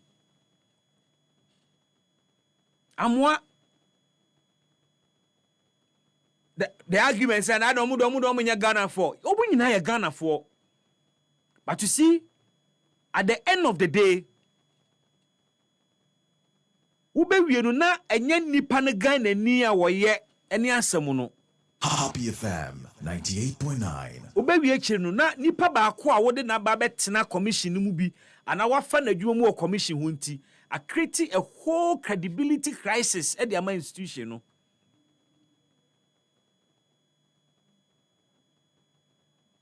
And going forward, miminyaya ananka petition yamba because adie we nyina ni sunsanso no anka democratically the expectation is say I was say deepen yen democracy na strengthen institutions no. But the more ye commissioner said ye chief justice said no na ye weaken institutions no. That is the problem. So we are back to that conversation again. Another independent institution. The boss, and 3 top bosses. And here you bet me you and because it's Sebia ye try to hontino, and then no some institutions when we are weakening them. Ye Charlotte say ape and a quine beda ho. And you'll be full your baby bia or no so your baby, you know. And you're born at and then omwa ayo modeno omania jise petition aba. In our minds, ebeye yese we are scoring political points. In our minds, ebeye yese aha ye nyano. In our minds, ebeye yese we are testing the law. But you see, the long-term effect, and it say, near ye catchere ye hunina, and it says, sa institutions, ye intimi yomu ni because of omakendi for. We are weakening the institutions. Happy FM 98.9. But it is also because of the conduct and the montuo actions and inactions of some penifona. Omunya the opportunity to lead those institutions.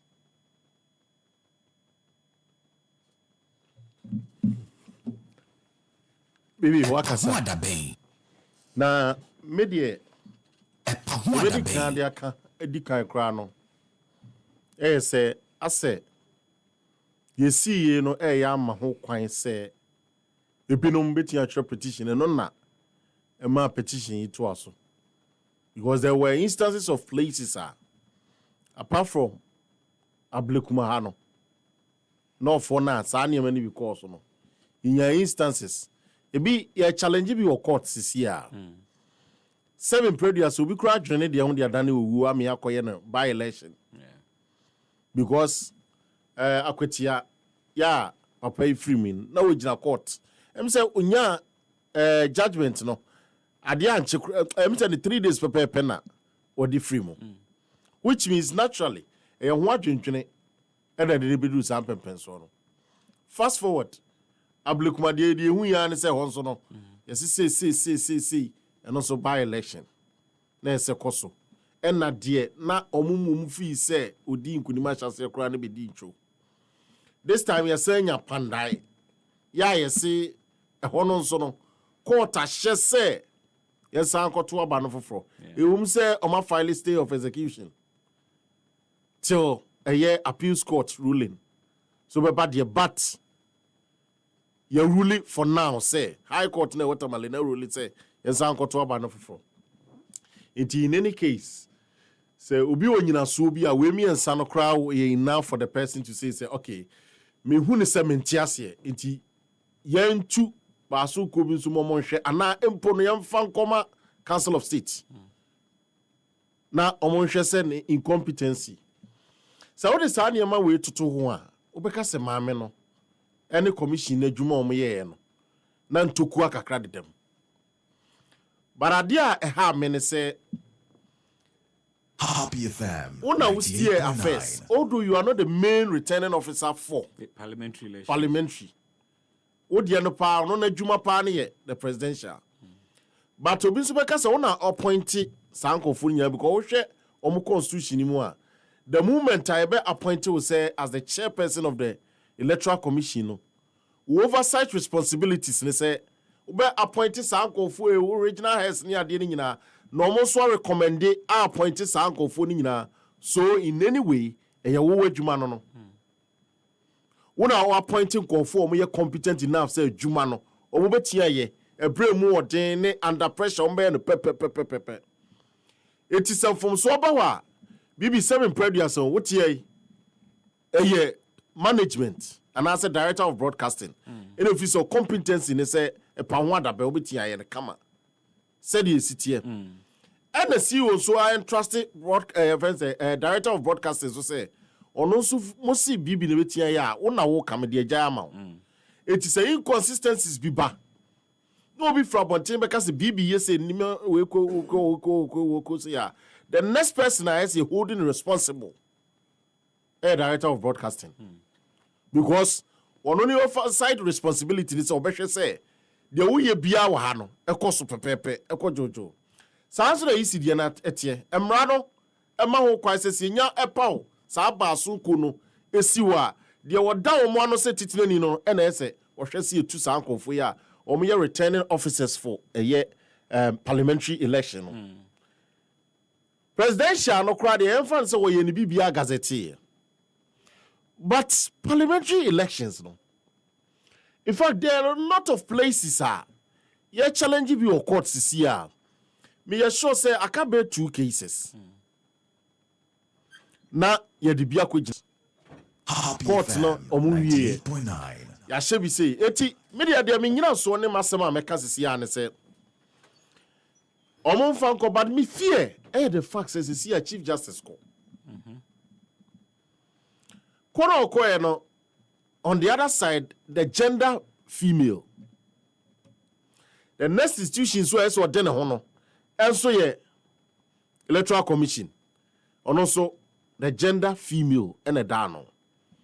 This time se empo no empanifo a eda anase empanifo omo Council of State ehwemu kura no mo kase okay sa petition we here by no a president and say o man pani fanya adwuma say ye man free ho no pronounce ya e kam ye say de ye mra no any ye institutions no gidia o man for no wo mu no e be kofom and a basan so a recipe for chaos because me feel say me ye aban a and I'm a pointy we. A buy be bass no.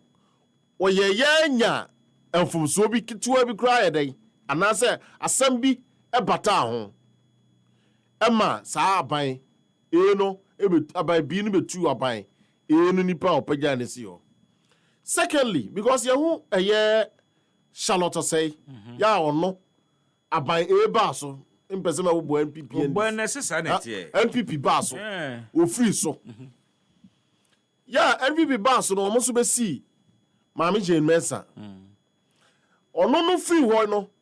And oh yeah, and near maybe a election where you ya to say a yadia a man near Makoyi. Although I didn't see an enocrat a glaring obia wing, a blockman of your coto about obia wing. You do baby, your friend say baby, I'm a pay quay by election. And you may see because I want to know. Yeah, I'm a call. sa area ho no kofo dua efa akwatia babisi gubagrom nyina no me anam kohwe there were a lot of inconsistencies esisi here even begro part woni ade nyina but there wontimi nya free and fair election because a human institution but a funny kind coalitions eno de krata so ade ya twra to ya ebo abom 20 ni kwase timi kodane 15 na ade a eduru ba bi na ye me honwane se omo pink sheet na omo ka abom no se omo si kikikiki si ho but this digital world I don't know say they use in the planning here at this modern and digital world bibi samme mitiwe o me say me hard ID cards nyina but the moment I will bibi so what me phone so I will because screen savers ne screen shots ahodo amadwitwa na enye because me nkai o but that just empty me giri say na kese o mo gadget because parties no so mo collect o mo de send yeah almost scanning at once buy our scanning at all because PPD no mo file for protest they say almost scanning sheet yes yeah almost scan sheet na other parties won into and at the end of the day court say yetimi fa nkwa de nya adwuma aso say sa na na tie say so me question is say who is now why neutral person now dom no as at then na stop you from say ubenya gadgets and the way gadgets bang and I make a political party say mobile phone no use or the mobile phone chat simple pink sheet no who nim say baby a wo presiding officer no ntimi ntwa wo ne dey fancy and so on the vice no and then call for ti ka mo wie ya no matwa because I won picture ba mi twa enie na ka twa ne ma so Kaseɛbɔ medu sa stage we o Kaseɛbɔ egienu sa stage we because and ka even omotia collector to the stand say police stations kitten no kra no and ka omo representatives we twa dia send and at the end of the day we tia kan nyina abom anka we see sanka no ne say ya gada nyina and ya da romantic kra na betimi e de software na toto so ye be kan nyina abom mai isi ni bi and the question na eba de ne kwakoye ni say initially mo electoral commission mo me ati ase 62 polling stations and among quality yes and na mo quality emu 59 na me baso yi say be ka be 3 e kujira parliament e ma mo court crampo at a point court share mo say mo quality 3 na mo declare yes and no so koye insem bebre afa e kire mo ba ya mo say ankoye 3 outstanding biem na emumu no eye 19 mi ankasa na me ye eye ba no dani no mi ana me kasa aka 3 na mi amese aka 19 eti yenye hwan die ni de be de ni agi wo adi wo na ye isi de be ni agi na me kasa hwan die na ngiye ngindi wo na ankasa na wo stand say jaja wo jantemo beti a chese say ni sitie no wo mom say wo die no kra anya ensan kwen no foforo e wona ye incompetent on their part but next na me kan no me de me hu me wo asem we hu ne say I say your public institutions they timid omo no enyina na yet say aban foforo ba opekwan bi so ayeden atudi owo so and abasa tumi nso ye tumi ntino emma institutions ni bebre so compromise ekoto under the government emwa emma oman empuntuo enti because say amahu ayibi before some to aso no you see police council so police council is chaired by the vice president yes ede ade bi akodan o mampani se ye extend ura tetenyo hunu mama no 2 years enka ho enye president anoka se ono na ba mu de contract so aso no so di matin enti ga me bebi sa se ura tetenyo hunu waye adwuma no 40 years me boa mo pe wo hwe ni CV which means so started 18 years old because what it means is 60 years na ye retirement age. It is all the 18 can 40 who 58. And I say no, ABI binti extending in 2 years. I may not know exactly reason to why almost extending in 2 years. But reality is that at the police na nkasano ranks na sana. Debi. I don't know maybe say COPs bebre I don't think the man look it say na juma obeye ya enu 1 year kra no enu 2 years kra no ye be kire say ono na betiama police na sesa eniema bia ekoso. And for me, the last 6-7 months policing aye poor Ghana ebia yen kan no crunch ho. But that's the reality. And semni siwie e che ansa na etia combat. But police intelligence Ghana one of the best in Africa. Police ni wune. I am telling you no 1 hour. You be hunu obia but citizens calamities ni niema esisi to some extent and to some extent quote and unquote Galamsey sites any Galamsey places apart from site niema esisi ndi esisi ofie. How we are combating them? Amanfo etwitwa amanfo ekum omo yerenom. What are the investigations are here coming out to? Why are some money in here? How we can calm some of the things? Chieftaincy issues. In the last 6 months, no one can tell me say policing on cases, intelligence are here juma pa. So why are we saying say nipa or down manwa? You never to anu 1 year. Yes, extended day. The man of 2 years contract and a retirement to swan. Are too early to be thinking this way? Now, too early. Mami Busa President Asembako. Mampeni John Mahama, Michao, Ewie. Any dear council. Any dear council. Say, Ejawenitia. Yeah. Na Nanua President is here in Semtrofo. Either on Semtrofo in Shiemu and now on civil society for Shiemu na Semiokai. Yeah. Or catch the Ghana phone in say IGP tax force na air kungalam say no wagunu. Adaya omu nim the difference between illegal mining and small scale mining. Police intelligence unit omoko. And your police intelligence unit. Task force. Task force. Intelligence. Task force. Okay. When you CID for Juma. Or say IGP task force na fight illegal mining. Wagunu. It's as someone tears here or form or quite almost fast one. Differentiate between a day. Illegal miners and small scale miners. Omo enye adwuma pa. Omo emphasize galamsey for. Omo Ghana for say ha where somebody. Me betina ha busa president say has he not indicted the IGP? Mo. By saying say wagu ne task force are fighting galamsey because what name the difference between illegal miners and small scale miners? Yes, are incompetent. Now you say IGP is incompetent, which means that IGP no one training bia about Jomo Kwaye into Mukwa.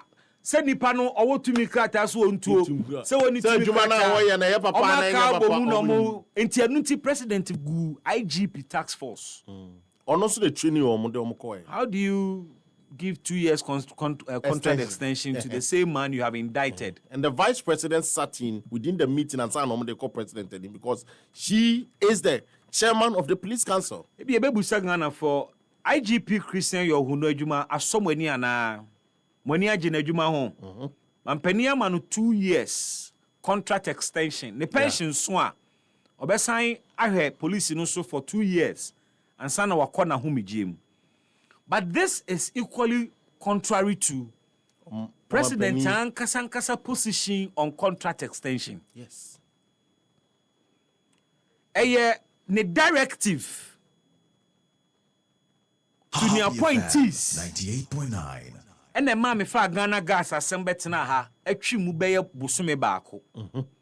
Because as at that time at Ghana gas obi at the 60 years na bro so ano that's to adwuma mu at a time where president issue green letter. Yes. Say obia na retirement to besun bia yemani nkofie na yen extend obia contract and farmer no. Where is Joel? He has this letter in the archives. Mu where's our letter na mame? Ora Domlevuna onyase no okọ na retirement no buy no onyase. Oh, amabiem. Say no go ba no procedure on leave straight. No ba we do na ni. Na sem no kai na say ne time aso. Ono say aban issue no wo ne ho ye ne date of birth ne birth certificate. I say no kore kan bia no. But the point is that the IGP media for me, I did one bigger concern that Ghana for nyina so galam say intokwa no. Yes. Na say a whole IGP take galam say task force. Na man police for. Na man penin gusa task force no. Na the reason so the good task force ni say womo enim the difference between small scale miners and illegal miners. Inti na wagu no a. It is a big indictment on the IGP for sending officers out without the basic training to distinguish between illegal miners and because now president complain he say tax force so be brain na mo a omo extort sika free small scale miners omo to me krata so mbetu. Based on that ogu IGP tax force. Yes. It is a winning. And there in full front IGP aye ebia on his ebia let's be fair to the president. Enya dey ba ku ne bi on the score IGP no. Ebia o other things are a no so score higher marks. To say den. Oh, minimum president. Say is you hwehwemu. And me so wo won so wo 1 point. And me so be ka say internal security. And me so be ka say internally. Ebia robberies akofom. Ebia robberies akofom ntino.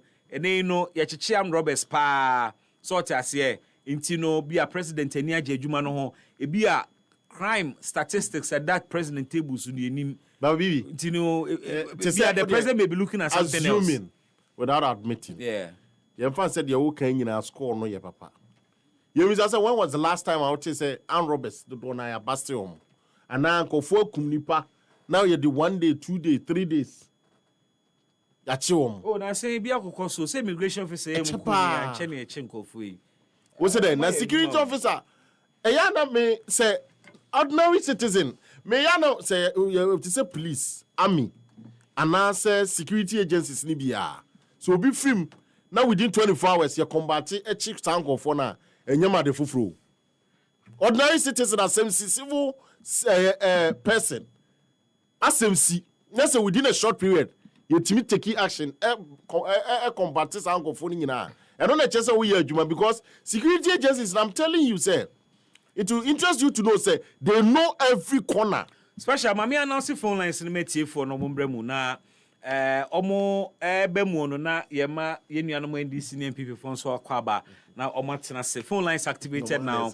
Said the die no 055 1563916 055 565 7278. Maybe phone lines na tumu betimi aba na nkomo aye di ni so far no nyina no wetima be kire wadwene. Hello, good evening. No. Good evening. Baba ya radio bi won chen dum ni ma me ne nkasa mesrew. Ne ma ne so ma me mesrew a. I don't know. And yeah, got the gender balance. Oh, MPP no. O me gina say bia o me create case abaja da kan of food. And ma amount of corruption. Happy FM 98. And it's not now. The guy should go to the office. We need to know. And the amount of corruption. What to Ghana and Qatar corruption. What you need is not a young country. Ghana is 3 years. We one time, another day. Ghana and the number of course, I am right. The situation is independent. It's true. Okay. There's a man in the water, okay, they are person right now, and I don't go to one entry. You say, young man, we are young Kana. Mother, only young come for it, and to buy no. Oh, my own, the gate to grab a pot. That's 4 hours, 12 hours. Let's not up and out. Maybe someone will get the gate. I find a market. After case bar of Singapore, you show one time enough. The just 4 hours, nothing to do. That is why they are not over there. Or it's not for my baby. The young Cabana, or anybody here. Before the end of the term, you know who's a human now over there. When you got them out, he worked at no.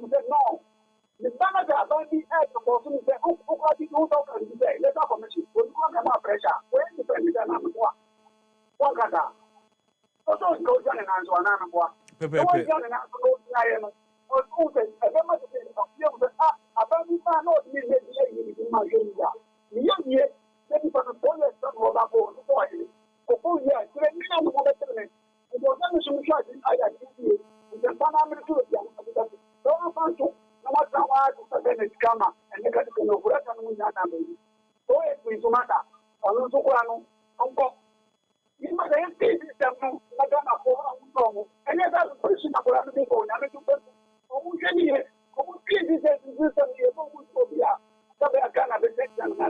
Baba, hello, good evening.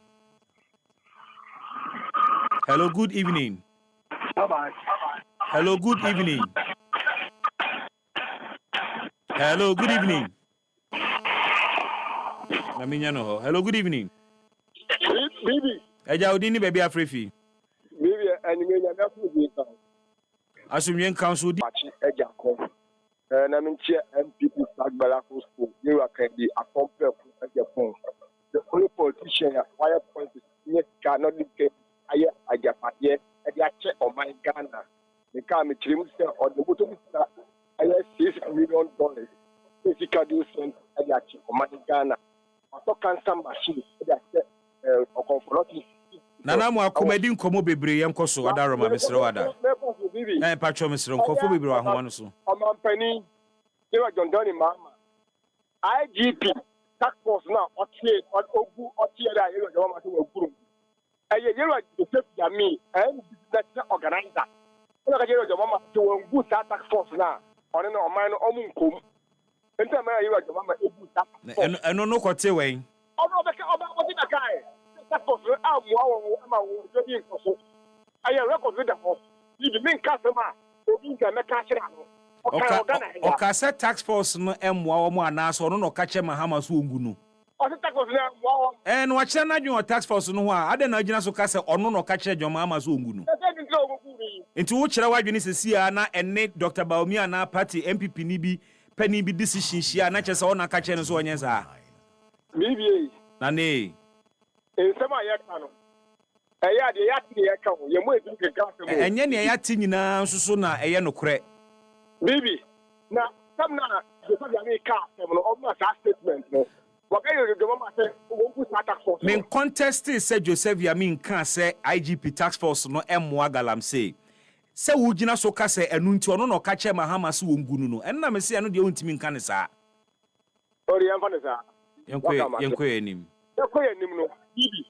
The ene airforce wa MPP, MP, the alufu of teeth no. If you are Dr. Mahmoud Baumia, they get two up and I do the film, not at the chin, yes. Then Cabernet, Opa Bonisa was defeated them, and the man and his task force. And yet to trust him, and not the Kronov, yellow to Bomb or Calgary Central.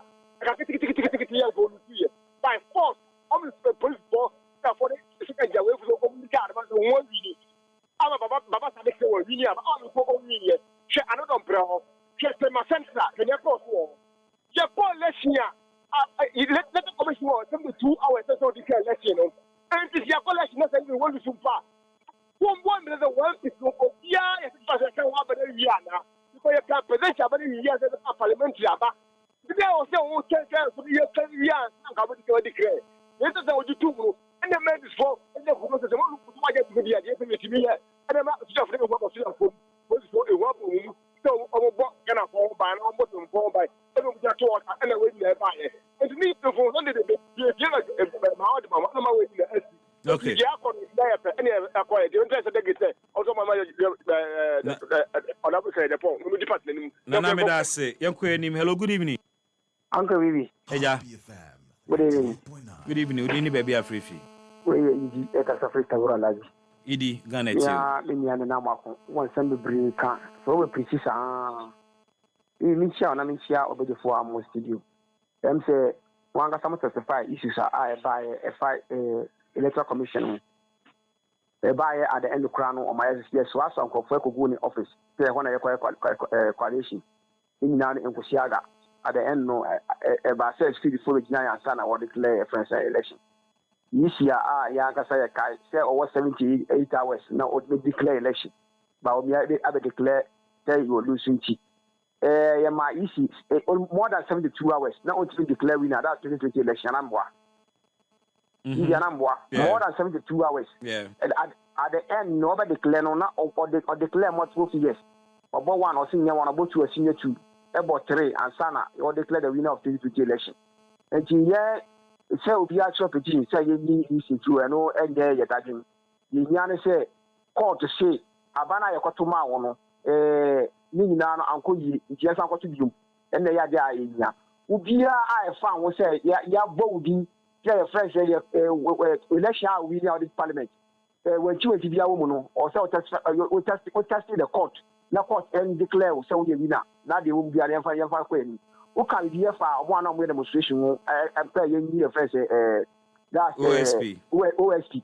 If you knew now, support to side, first, of course, with the say OSP or who share the charges our dear boy friends, Kelofia Tarana, that very big side I think will be. 78 charges are there, but hello, Edie. Hello, yeah. Your friend said the bank and about 78. The bank is giving and Sunday to the point you are a better Kayada capitalism. I know we are just say, Papano, the Jima and Sven, Ghana for young support to now abandoning the Idi, lastly, Idi Masamone say, O Percy OSPA, any demonstration. Emrana Chile Quaya Fasu, you know. Monfa Hornomunia did in why? We know because we demonstration. We support you, we support demonstration. Who support the mono? We support the mono 100%. And I make sure say, and yet the money be OSP. Emrana Chile Quaya Fasu, you to support the Kusiaga. Demonstration, you see a quiet can't come up president. Omuko then I'm the come president. Bye bye. Good evening. Good evening, Bibi Apuma. Nyamia do me ho ye na we. Nyamia do mi Africa so e frame of Ake. Of Ake Ghana mate you. Bibi so who say ma me ya mistake bebre ye din NDC put the about to 2020 for court but Akufo-Addo on pinise on Begina box no obubo abanu more than 5 times ye hu dia oko gazette. And I was also have a female. And on my media, as I say, ye nedi, Amahama, I say, ye nedi, it's so gross incompetence. Since 2020, Akufo-Addo achieved news up to this day. Secondly, last week, no, I saw for Benifo say, Mahama, on Kotua, I saw that Akufo-Addo actually obviously no Mahama on Kotua. Mimi Fiasi. On one casa nation was your best, and our Ghana Sika over $100 million. I got to Toku Esi Ho Dam Woho, and I saw for penny for more my Mahama Hose. On one quarter, Mahama and Casa share both your best. Sorry, Dama Yami, or we need no series different 10. Emma Yami will be Tinka. We are who for doing Casa Nation. If I saw for Mupeta or Mumbesi, sorry, Dano, or Munkom Akufo-Addo. No, sorry, Sika, and Buano, no, Musi, sorry, Dano. Ghana Sika, the be a commute. Mr. Medas say, hello, good evening. Yes, sir. Number Joy design. About the Adam or dinner wager. Oh, I don't know, yes. It didn't be a fault, Jane Beba. By curiosity, I'm because every Nigo and constituency. Okay. And Falcon in the Minchia, Honorable Sam George. Nanti obo adwuma mo ma Ghana koso na me san fa kwanya we na me chia die nyina doctor mo sample for bia papa bia production no onye nkaje me nsimfo edi kan national cathedral issue no ohu national cathedral issue no na nado beginning one kan kire say o man nkosi national cathedral oso ono na o hye onyankopon bote obisi asode na ma onyankopon so mane win election na ampa onyankopon so mane win election 2016 nti genti na wahye onyankopon bo na umfa wa wusika nkosi na wodi oman sika ne kosi assassin the young fan say a ɔman dia na wo si ama ɔman no ba wo na wo kan say wo wini a wo di sika bi si asoda ama ɔno Nyankopɔn o deceive Ghanaians wan hye Nyankopɔn bo ba dia ɛna ɔne Nyankopɔn twaka biara say ampara say ɔne Nyankopɔn twaka na ɔhye nyame bo na Nyankopɔn ma ne wini e na nka o si asoda na ɛnyɛ ɔman sika no bi du ni ha me pa me ne yam yan say ye tena ɔman ni mu na adan a yesi ama agagefo team yo yesi ama agagefo so ɔmo team na ɔmo nsu ɔman no na na do ahweta Nyankopɔn na ɔso obesi sɔre na na ma no no akɔ dwiri sa de ni nyinaa kufom ɛsɛ obesi asɔda ma no rade Bible so ne yɛ tiase sɛ ɔso dɔwɔ nkusa ɔho ba bi da man ba bi nya de ɛna wumia ni bi dia man bi ni na siden na da yi titim hello Chetiopa siden ɛna aso adan sisu a agagefo team ɛyɛ adwuma ma ɔman no na wo kanya kokoro ni bɛ dwiri de ni ku na wo gye ɔman no sika ɛkɔ high hotel ɛma ɔmo team na ɛma di o $5,000 na na go wa ye ɔman no bɔne ɛna wa sɛ Nyankopɔn bɔne nti mu aginti a ɛnsɛnsɛn don dama mama ɔbɛsi saa do na ɛna mi sɛ nya de sɛ ɔde no bɛkɔ akɔkyem yɛfɛ ne so nkɔ system atabe esu na ɛka no na ne nka nkyɛ wɔ ne sɛ me di yɛ mpanyinfo ho yaw yɛ me di ho yaw paa yɛ nso nsi dama mama ade sɛ ɔmɛkuti yabe ɔda toto na odi sili no na neɛ ɔpɛ sɛ ɔyɛ no na ɔntumi nyɛ ka biribi nkɔ yi a ɛnyɛ te sɛ yabe o me blame ne nsi dama mama ɛne party mpanyinfoɔ no ɛne message na ɛyɛ mpanyinfoɔ na ɛwɔ hɔ no ɛyɛ ɔmo ɛna mɛkuti yabe ɛyɛ saa deɛ no because ɛyɛ mɛkuti yabe wɔ hɔ no ɔyɛ nana de body ɔyɛ kɛɛbi nipa ɛna ɔsan yɛ ɛfɛsɛ kìlọ̀ kwata nipa yɛsi ɛna mo ti nipa wɔ ɛpɔsiti no ɔtɔ ɛna nam wɔ otu nyinaa ɔyɛ nsɛgya wo nsa bɛyɛ a kìlọ̀ kwata esu ne ɛnkɔ do baabi a nti ɔde blame ma yɛ mpanyinfoɔ no ɛde ma aban ne fɛ kɔ pɛsɛ ne nneɛma kɔ yi a saa de yi mu ɔmo nyɛ papa no firi hɔ kɔn mo fa so ɔmo gyina firi ɔmo gyina firi hɔ na ɔmo pɛ ɔmo bɛ ma ne yɛ anaasɛ ɔmo bɛ ma tɛni gyina n'ankasa na ɔmo nkata tikiti yi na wɔn akɔkɔ mo dɔ pɛtɛ papa na ɔmo yɛ nyɛ saa yɛ saa yɛbɛ tɔ yɛbɛ di yɛ dɔ. Hello, good evening. Good evening. Good evening, baby. Afrifieja. Yeah, devil is a liar. Devil is a liar. Granted you. Yeah, Nyamisha Nijumapa Udi. Amen. And Mr. John Dramani Mahama is excellency. One of us, Sena Oya Ghana, the Gidi said, that is the only one but never you. Now, we come at Samuswa. Media, Sama, Mino, the you know, because one Ghana back so far, our election when you have been mommy. Because I need you, my year, Tanya money and me see. Oh, yeah, Abrekuma. You the equity on you now. Your hota, yeah, the bar 2020. Yeah, election, what would what 10 summit. Now, and I did back on the one. Can we can you, Bamia Daruma? What declare them say? Toponomy, you, the family, many of them, the many of them were booming, the family. Can you bomb me up? Keki bomb ya winning naked to cover Bagana. Because I mean, one name you know, I mean, keep meeting as you. One of our yes, not me. Yes, I got caught. I said, yeah, Abana or declare my Sabano, and Yelva. Now we see on Thursday. I say, you know, now Miss Sota was Sintano. Me and Naya Muhammad, Miss Brown. I thought I do a channel. No, I, Papa, we have to, Papa, not even why we have what the kind wanted, do it the ones that have Fuleta or you finally for your girl, and what to make a channel. I'm to make America, but you about Ghana, and I want to make opportunity. Yeah, you know, oh my Ghana. But as the devil is a liar. 2 more calls and I'm done with this. Hello, good evening. Evening, original TV. Simon Boko, there. Nana Madaroma, now feels way. Namiadum, Yahuyepa. Yeah, the boy, the Rabbani. Minia. Me pacha wo say Rabba mo mu kwana.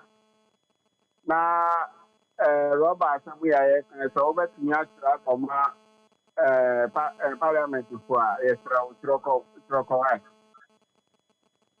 I was say maybe a Ministry of Environment. If it's a man of them who quiet. Now what's happening now? Me patrol. Come on, now I'm moving with my mind. Mate.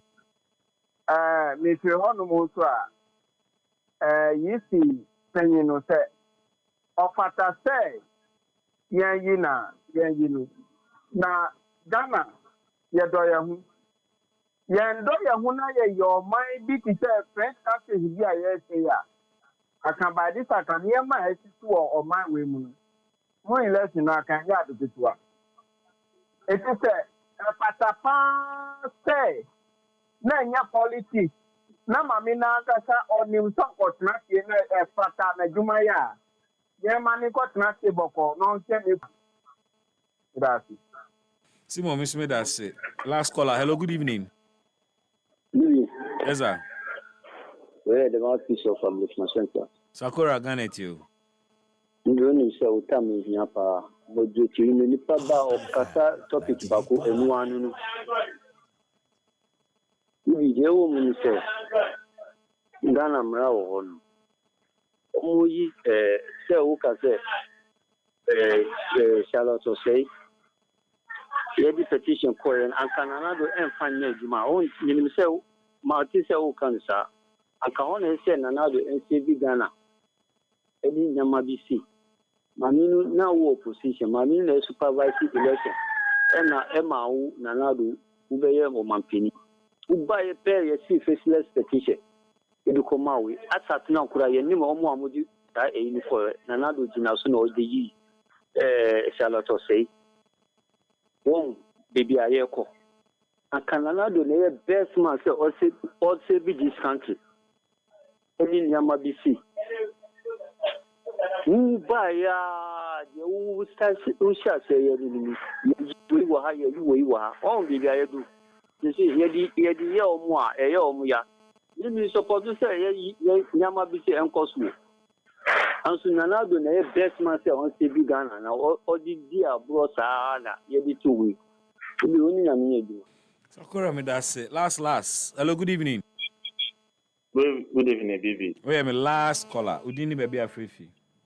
Baby, this is Frederick from Angola, Water. Hey, it's been a while. Yes, I don't know.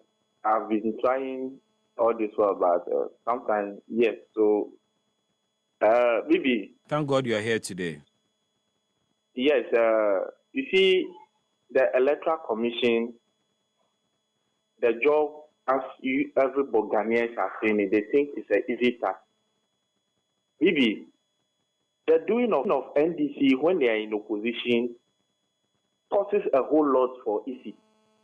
That EC don't know what to do. EC demands security, as you rightly say. What is preventing the NDC government to provide security for the Electoral Commission to declare results?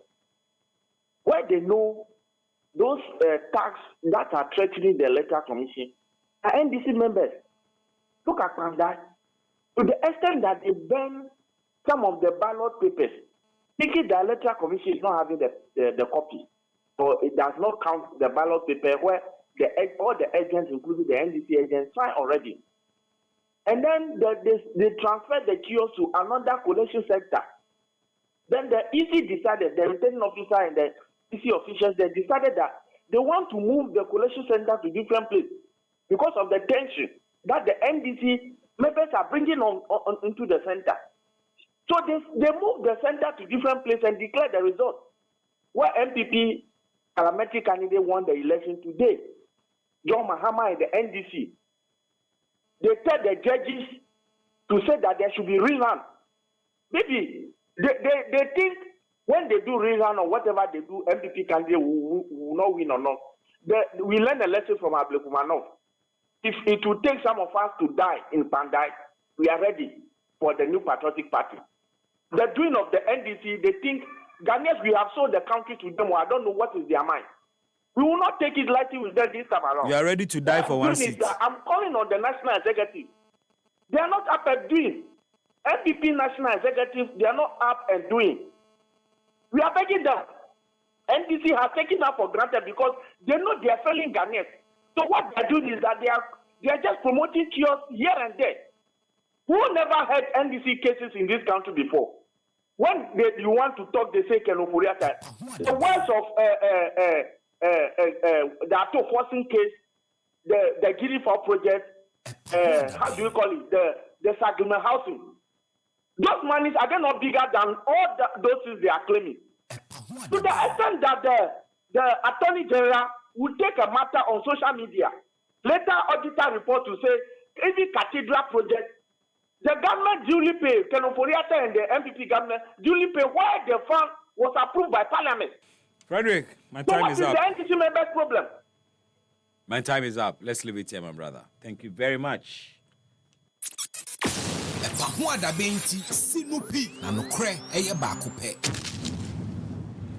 Epahu adabenji medie eni edubre wose mene abedwafo sinkonya na ede ene nkomo no ehhehye so. In our studio ene enwumre eye George Asafo J, or a member of the NPP communications team, Ajina Edwa, with us, and so a Prince Kuma, or a member of the NDC's communications bureau.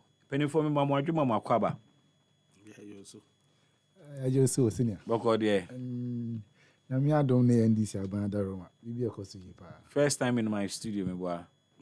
Mummy Nuna. Oh, really? And now Wabada. That be there. Mummy Nuna first time. George Wabada. One to me. Oh, okay. Oh, okay. Okay, I see. Wow. And the Pahwada Bema Makwaba. Okay. And I know, and every income I did, the semi sure said, Moya aware that, every TNE at their ongoing issues are at that or minor anymore. Ne kane ene NPP primary somebody call the month of January. And a post ni bichira Dr. Baumia ebetimi enya 15 out of the 16 regions. But of course, Matia Honorable Kennedy Japan di kan say on score 0 e constituency bia about na nya de obeji atum.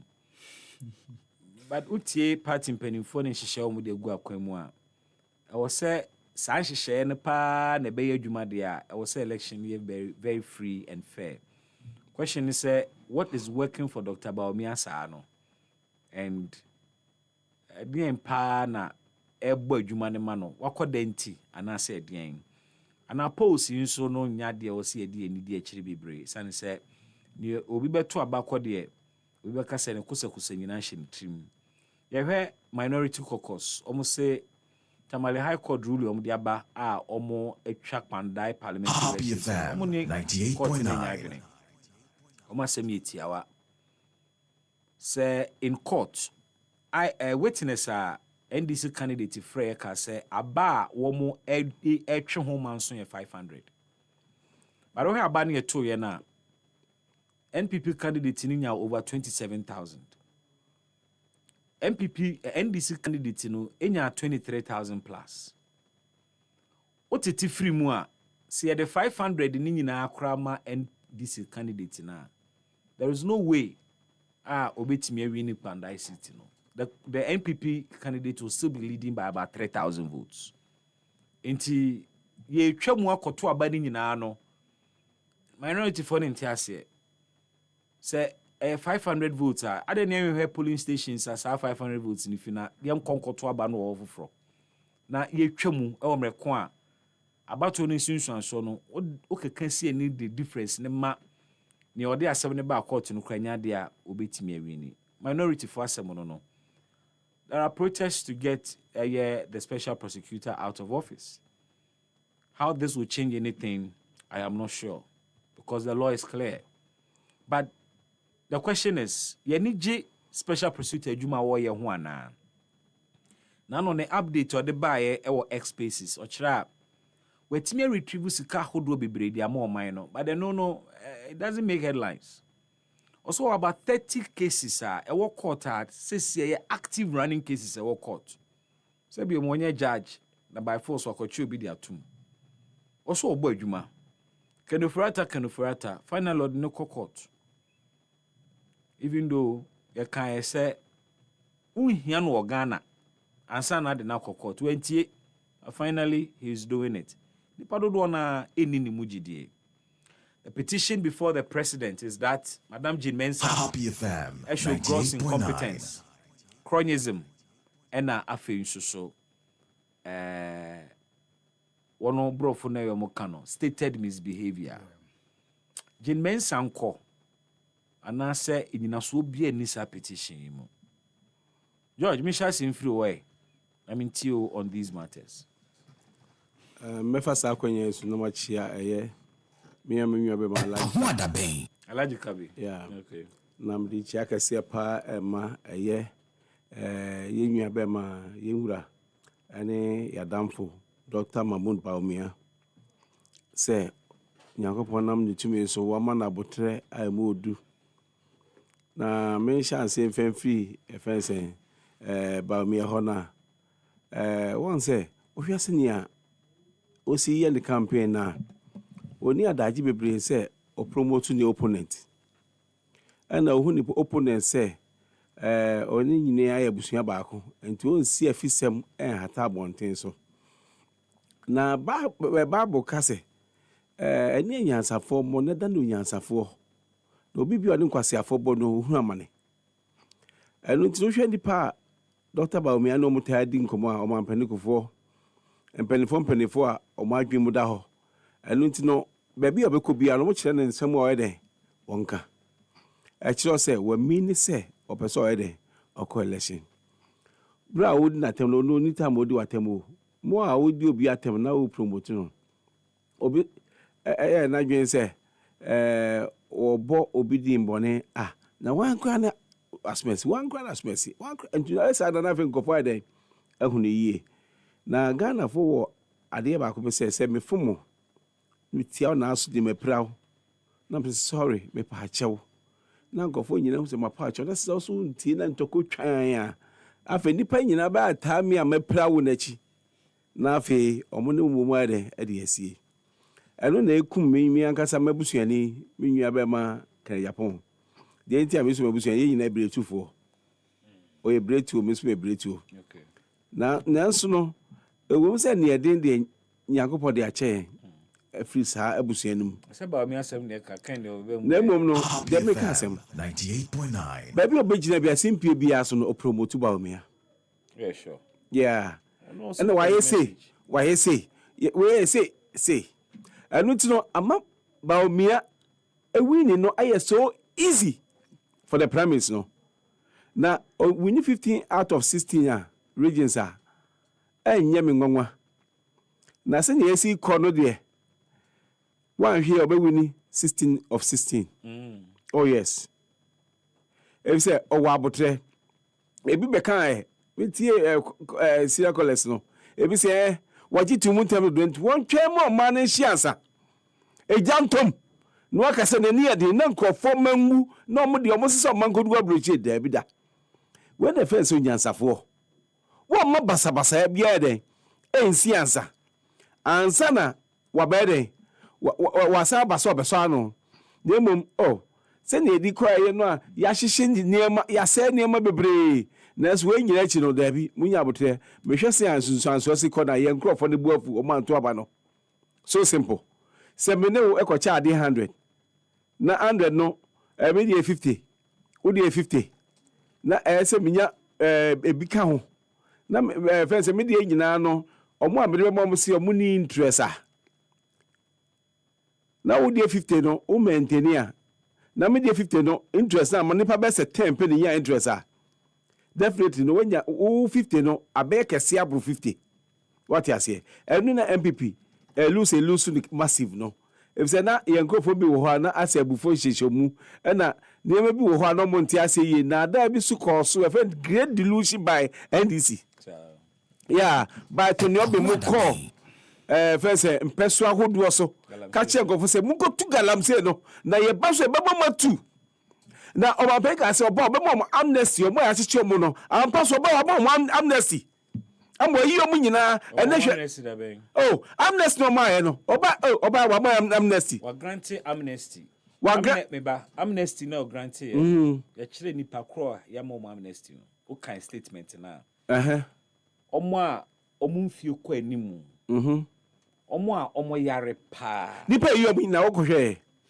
wahwe waji ahwe na wahwe maybe some make us some make sure categories meti asema make na se me benya botre make sure category of people are ye wo mu me kire se omo a show say ade na wo mo aye no mo nu omo a omo anyi omo amre ene wonu mu a ema a wo mo se bia fa yefunu wo ho sa categories ni ye wo mu ade na odigina so ka se omo aye yi wo mu ye mo amnesty omo ya galamsey for bomodia ko prison service ne koji list of nipa mo amnesty so un galamsey for mu wakwaje mesi kokoje da bi wo wakwaje na ogina so kan na kokoje tem matu ama wo entu mame na menje wo se Oma amnesty na no ya amnesty amopie ana say entisa okay what do you know categories no me say who were released to was evidence way to was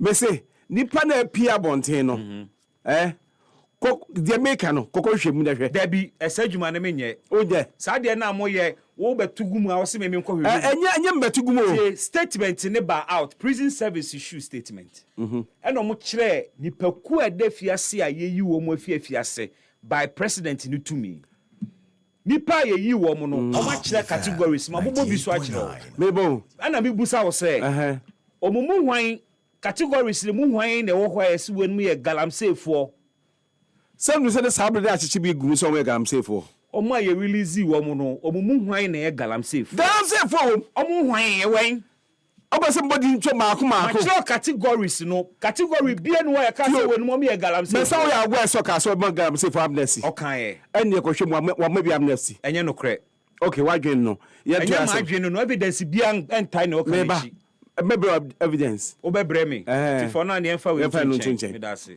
enu ti no say Juma Tonyope yeah any about ogogu ye any na boafo any afen so ababonium gu ye no eno na ama ye bre na onim se ni target dey say obeku ewo court obeku ewo armed forces obeku police hwempanifo ahodo wa yi omu nyina free ho esare jafika say saade we besi wo ba pampanifo bre ampa so aye adwuma na some penifo ya wapam mo nyina no ene court abene de opabia no de ye ben we enye me ade emmo mehu we amane hu ja we aso emu no enye ma de foforo te sa de foforo bi na ye me let me tell you 1992 they took everything meboa mbb wo kwa parliament yeah meboa na so to be na events do 2000 from nsem no correct na me cho di padwe wo besusu na so anya adwuma MPP nim so me winning because we say niam bebre ni nwuma be no maye na so na nipa so agbagbufu wo ho ene wo hwese ne krom say den aye dia fa doko yaka wan se be anka nnuane dia kan fa nye for politics ben this the timi dia nnuane ye politics ma uti wa na fe wadwen nyina bom ene wo kokrom a nipa ewo chiromo niam wo fom egbo mo say ye hu se dollar na hwa ba fom yes sir obuwa de odidi one day cry de ama no ekwan a school for cry na ekono niema asisi ekwala no dodo na etimi anko omom kwa so bribe ahodo ekom nyina no na te na obo nsafo yi ayire ho na mo no de make ne say ohwe Dr. Mahmoud Baobia ne ma papa oye nyina ekofo kaseti ai na sa ne ma papa no bi mu na endis father da need ye adwuma god for one introduce you good for them good for you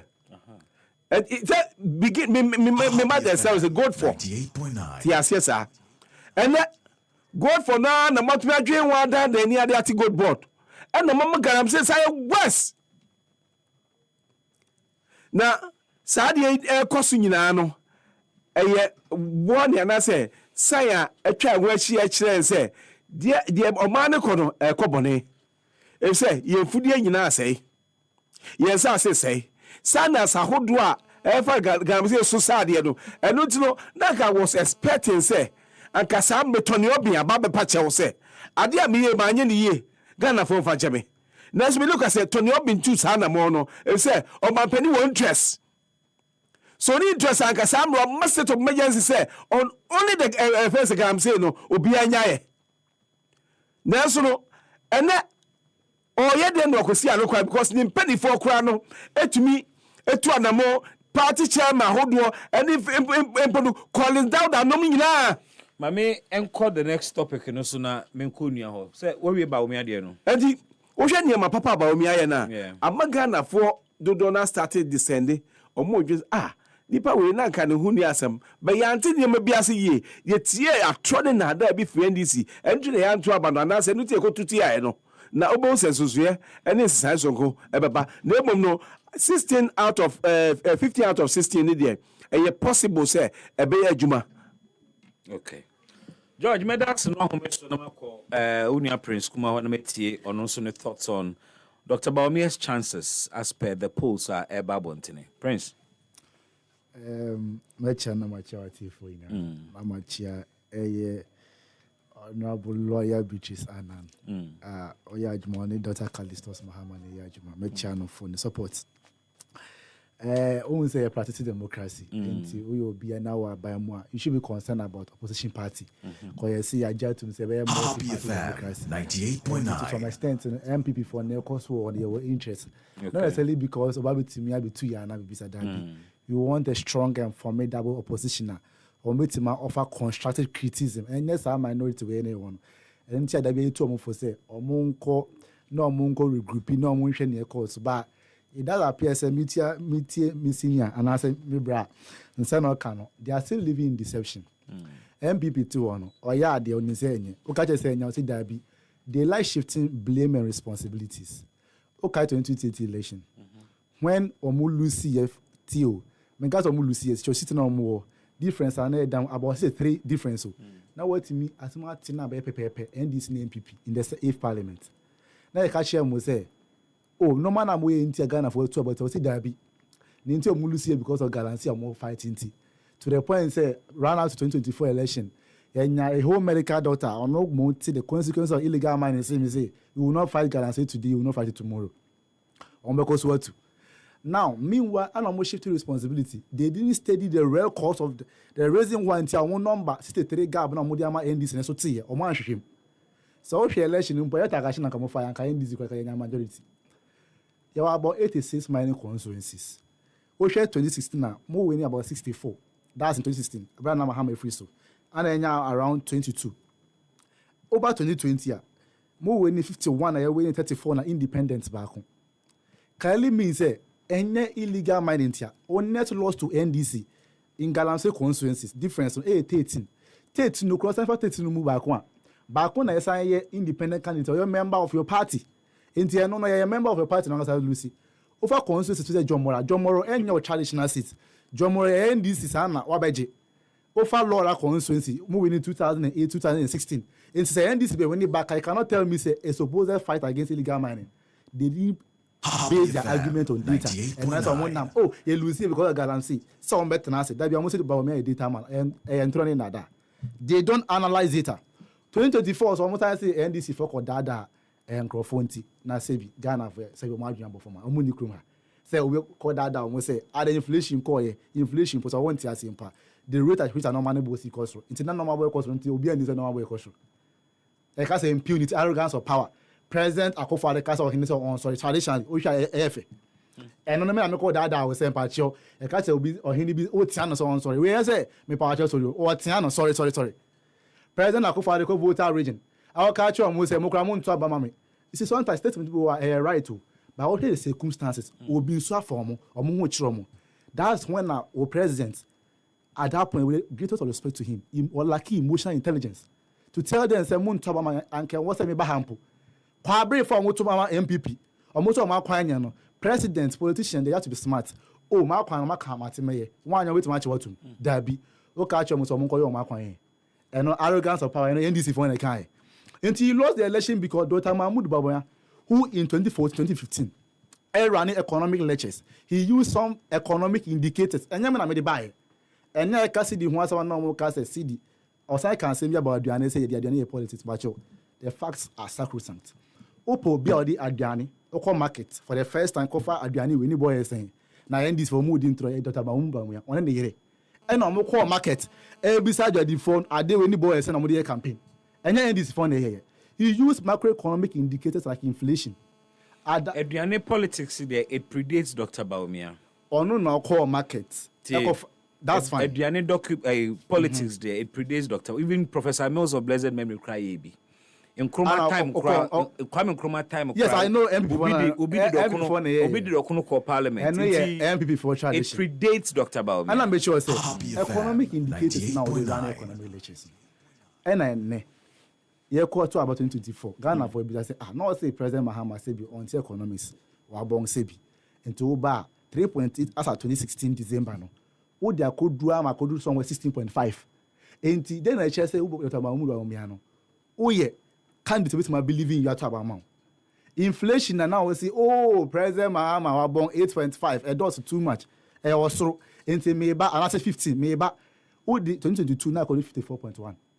Most of them say COVID or share you can say. Let me catch you. We say what they are good at. Say shifting responsibility.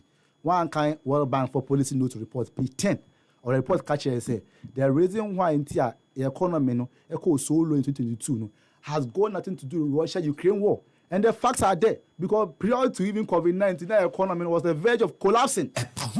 These are facts I won't person admit it.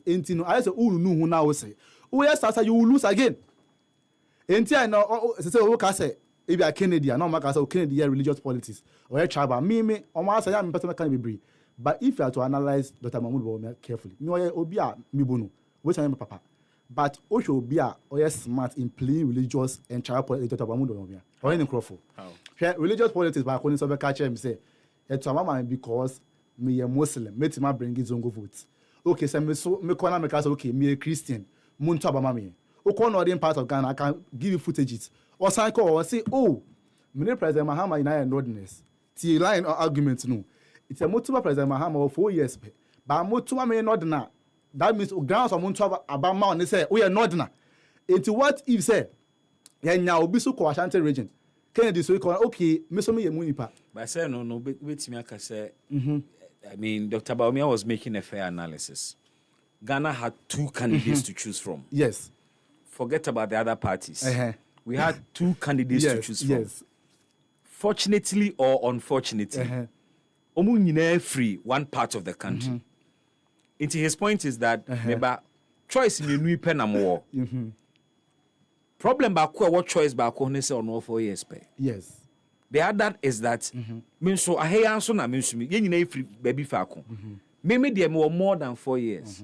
It is if your choice is just limited to just the 2 of us are hani feed ya. Yes. And you move for your mileage. Na mu gya ne mileage.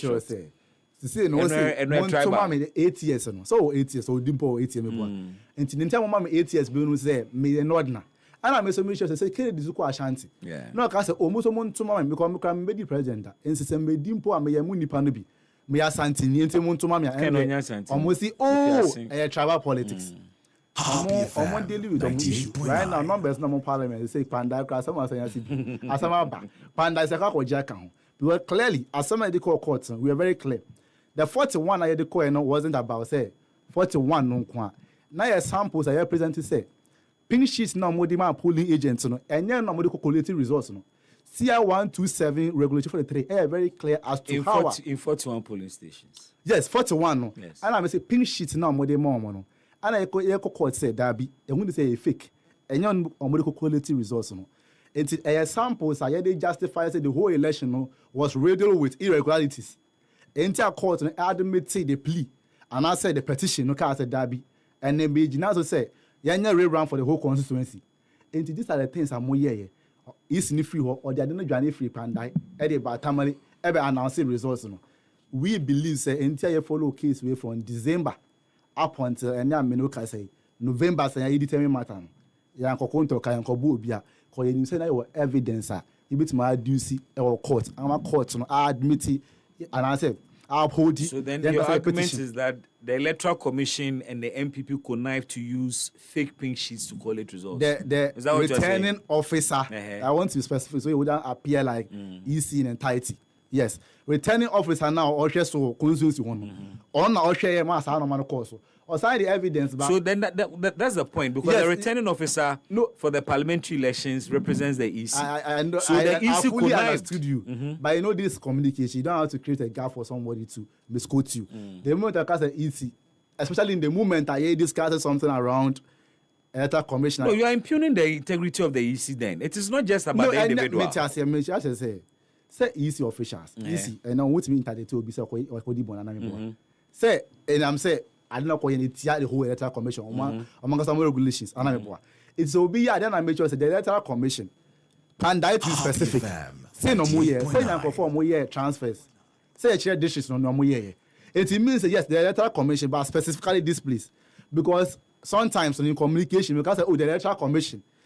Share that name microphobic na via. Na so obi anim se kwanda ya asem ne me ti ase but na me so person me specific me problem me nti ameka sa MVP for no more daily ha one hwe o de asem ba na act 72 year very clear amnesty president grant and me senior better na say a guarantee for amnesty about 1014 of them president called the council of state president called to me so no kwata na say me yomu ye investigation whole team omoko prisons share and in health condition. The number was even reduced at a point. Yes, to 998. Yeah. Council of State was actually say away crown or fata say president woman amnesty nanta. Ebia or yare near a mood to the point say was woman amnesty. Yeah. And now president by flick of pen now assign a career oko. There be a genesa. It's a nest of but not happy FM for the case so. I can say a guarantee for and I want home. Now they also home. What's a guarantee for? And I'm yes sir. Yeah, NDC 40. Near to MPP mu candidates you represented here. One 10 cents of Bawumia and 10 cents of Kennedy Japon. What you are simply going to do is to use your own words. I dare by the campaign when they say who using the and Kasana no asama aya campaign. When say 2024, you see Dr. Bawumia and Kasa ne Kasa yanko ka AI editing be adabi. Sa so na Kennedy Japon and some of Kafa Bawumia yati. Na Bawumia so ko for Kafa Kennedy Japon yati. But what remains of utmost important to President John Dramani Mahama is for us to deliver on the reset agenda. Okay. Because me, I believe that the easiest way to win election is to perform.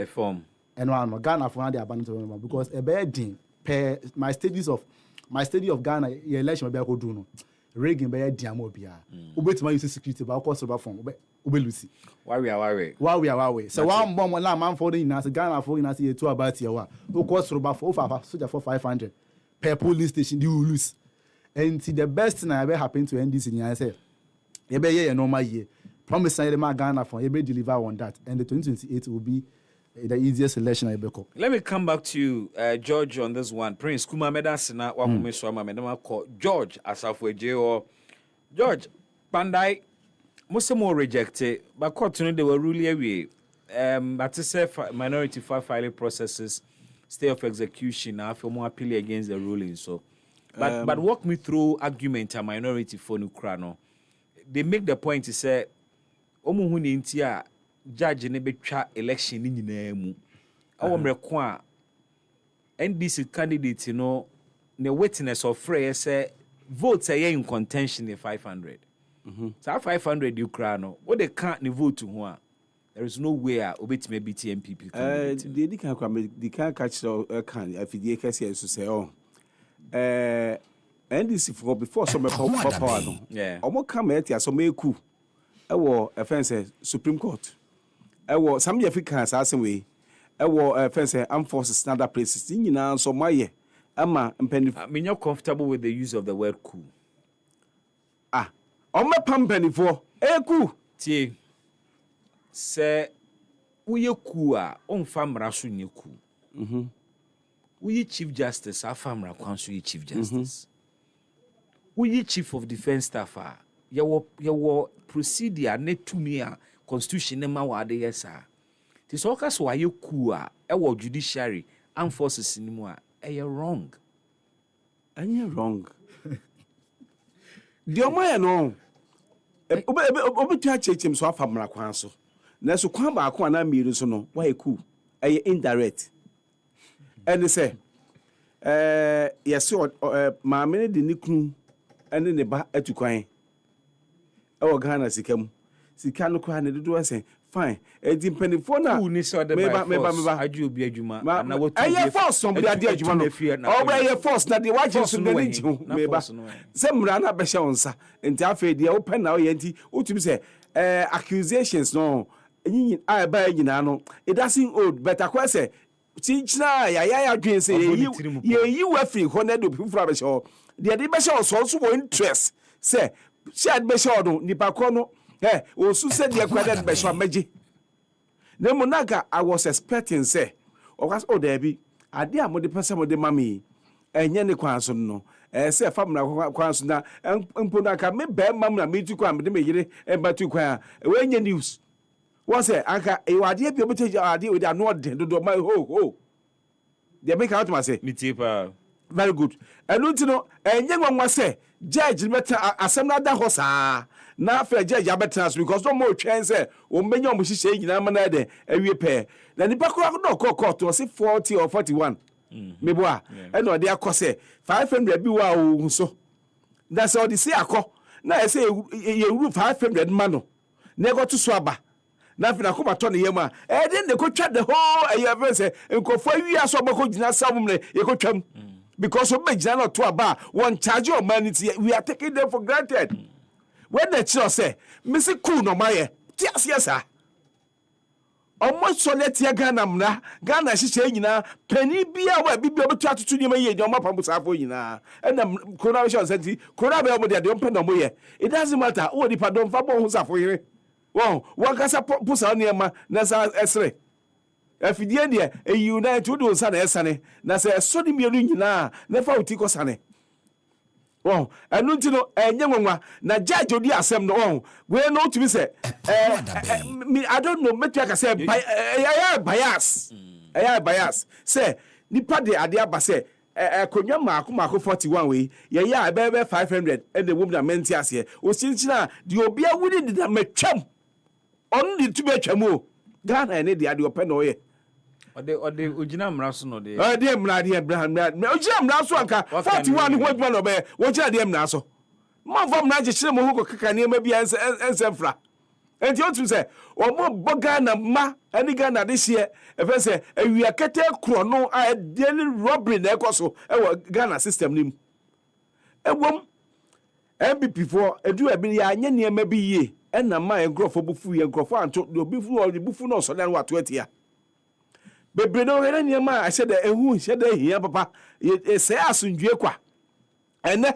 ne bi ehu hia me chese ene saafo na so no bra afi nkwara school ko no ya problem we ya say no oh do yes ate dollars so still no Ghana dollar no edwa de didi e wo amanso niema kakra toba apart from no hyede hu hia wa ene saafo nyina etiem omo kam na se ubisa manfo pa se mo bottom te say anka o sheda tre na wiya mi se mo bottom te say a obo de besi oh anu ti no saa de na akoso no ene kan na ebotom ye o se na no ya na ebotom ye me ka se na ebotom ye but eyese samre saa me na me ka kire o I see anu ti no o hwe ne ma ekoso na judge na se mo fence waka eni mra so wagina so bias it doesn't hold because say to me be a wanya ena abedi ni se to pe akwa se wanya ngo abre bia mo anu anu hu a wo nu apotompoto ana so ye control stew because wanya ngo nemo no se aka hu se ngo no obetimi dia de foforo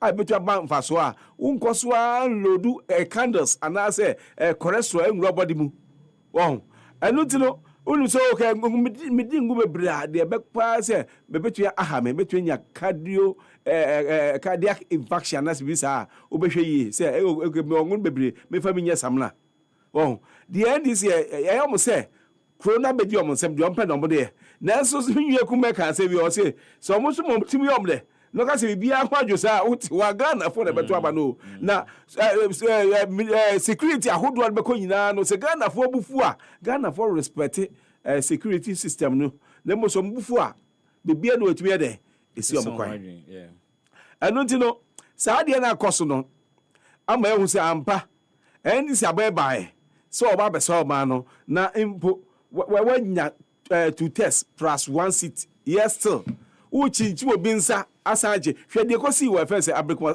fence no for no otu se police station men sapra mo kotwe man so ye kodu a ye se ye kotu 19 hwe basa eni me koso ehye ensem apie ba ya omompele be ka se na ma me kwa pepper spray na eye rodu rada nsem no nanso ade ne ye sia wie de open inside aka wie hwe ne me koso akote de keka ho kire se hwe they can even take omo ka se de aka nyina so si no mo ntia se ye be bom ye be de bom na emom no. Let me tell you, utumi enkanche enkodu da. Obi ani otu akache ade akodu. And obi bia ni wo so otumi ya yie ba na yefe. Ti na tie bia nsem kakra ba de ebe wo akire. The American say enne adu so. Ye gitum say ye mfunso bi ka ho enne ma ye hwe ase. Na o de koso men so o de oni mfunso bia na mo mradu ha ye be hu de be koso. Enu ti no banda asem na akoso no aye nkrofo ya. So be akoto abano say higher winning and this for this say people winning nyina about 150 police stations na mu 41 na this dia ba so there be on dia say ni ba ko pese ngofo hu say na na ba do bedu say na mu winning no afa de ye hu say o power ye ko chinchi MPP for nsa na ye ko ba le say ho na ye din say hu na security for tumi ye de enya adwuma wow na me de special prosecutor assembly no from day one I say papa no papa oh yes and then who from day one hwe niema e say na won say me fan say e dey year evacuate free as we free ha ade chi na me here police station there be say me tumbo ase na me fa na me ko maako tumbo ase ya eni che sa wodo ade mo ne de wo so waje troop APM nyina na odi nyina bana hwe nyina mu ansa na ye convince oh ni sika wadi sika but ye to abawie na ye so ni 2 weeks so me pe aso me se ache no gidi me pe na ache no say me ade o sha se ache o me che say o starting who investigations no say anya investigation no MPP more power no share say mu na me che anya anu achi no o start free offense we offense Dasha Cathedral anyi si ba no 15th May ho baby no said the law attached the report be say sika bia ni wadi enti ho kekekra no gidi okoye wo nyina ma Ghana fo nyina ebi bodua ebi ko joy sweep o meso me ma kwa se dia meso me ko ball return e ma meso ko joy sweep o ni bi no one say so amanfa so ho no gidi oye nyina na kire so oye incompetent okay enti this for na say nipa no me oye competent enti asebi okata so ema na resi mora ma this for to ema go for to mama no onu asa ba say nipa no onya de a ene mo nyini free okwa ma chedodo mo nyini free ho dem say nipa bia o e badwen ba bia no wo to de bo ase na won say fence u ya de wan to bo ase amfonso na na to aso sa eno na akoso a because ti wongum no me enfete me just a single person. Look at first bail conditions is somebody ma. See your bossy cabinia say be as first we are told with Japadi or Busia in Japadi in Yakaboma yenya. Na sa bail conditions no at the whole train DC. Say 100 years. Oh, they say be first rate I could do the value of those money I could do not the same amount. If say I buy bebo teche bebo wow because BBS obi wa o invite no wo mo number BBS ma che okeke na sa niema na ekoso yoko no ekoso yoko no me super na me ka say o kan special prosecutor oh there be say link me ka se ba okay niema ekoso yoko no ebe akra no ebe ha o mana kasa se me to safro se bra the special prosecutor onko you know na go nto mamu o da bi say na this one on no mo yadwuma o ye typically solely NDC nti no enye mo na mo de ne ba me say ye de buy say ti o hwe ba me ye yom ye no mo NDC for say free say ya be ne jeso NDC ni matina me dudu obi anim so NDC kisi ajabi ye NDC e de na kire o ye NDC e de na kire o mo ka che Petro say o kasa abo kire say wo ye Kristo difo ni ye nyina che so NDC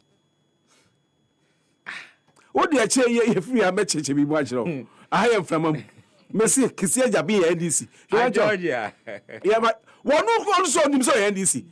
Oh, for soon so NDC. Men for soon or NDC. A dear original soka. Me say only party card. Only membership party card and the party card membership card. My party card membership card can you. My make us some chiro. E gura de catch Peter say. Woni ye mpo kire say woni kasa kra kire say wo ye Yesu chidi ni. Ne ye ne kasa nyina che so ye NDC. I'm telling you. Number NDC what twi na bo so hallelujah.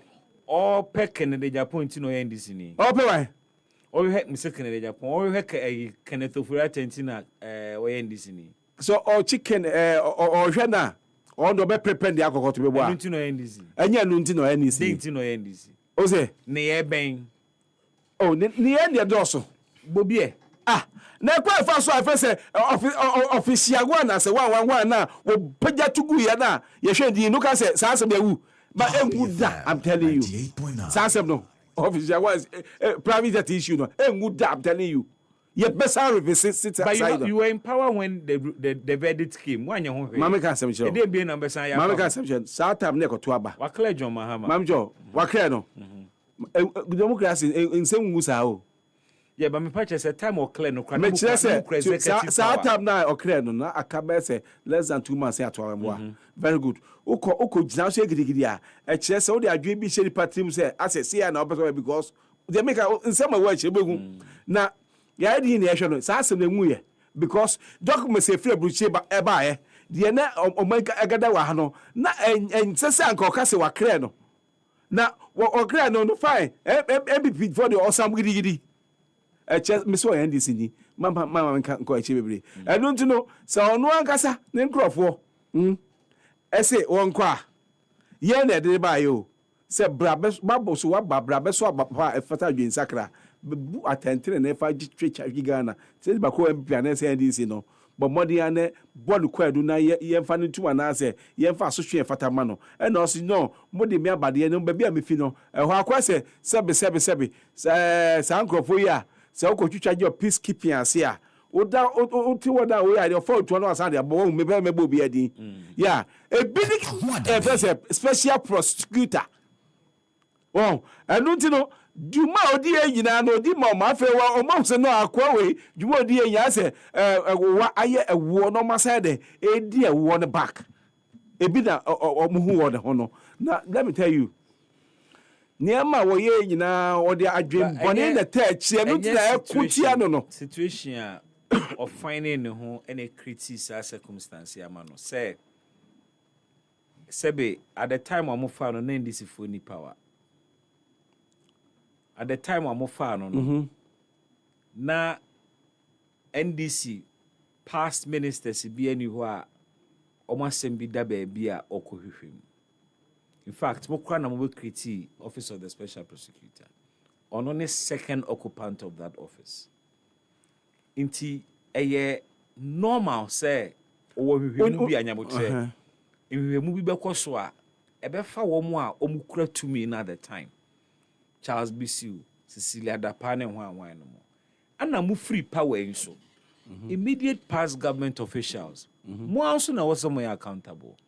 Nti se akobasa akoye mo am nkrofo a aden na aka se watu nani asi MPP for so into NDC ni first ya dey buy no na official one issue nda hodeda two wo betu sisi apa issue no the pa issue no osom gidi ekowie sen olusuye yeah very good so unum sisi adapa yi a eya komokora ko bisa mokola for man tonton sa human head one no eska kum nipa nkomawu enye obi betwa bomb man nyina boss I'm telling you I don't know ya wo nipa bi like me person body like masito no go hwekwohwe nkofo go obu o stop 20 you still sit down as your bana do what's him saying me person say they have money now at times no problem e cause your banking system no here offense ye hwehwemu banking system because bank no na kro no ahodo bi so e de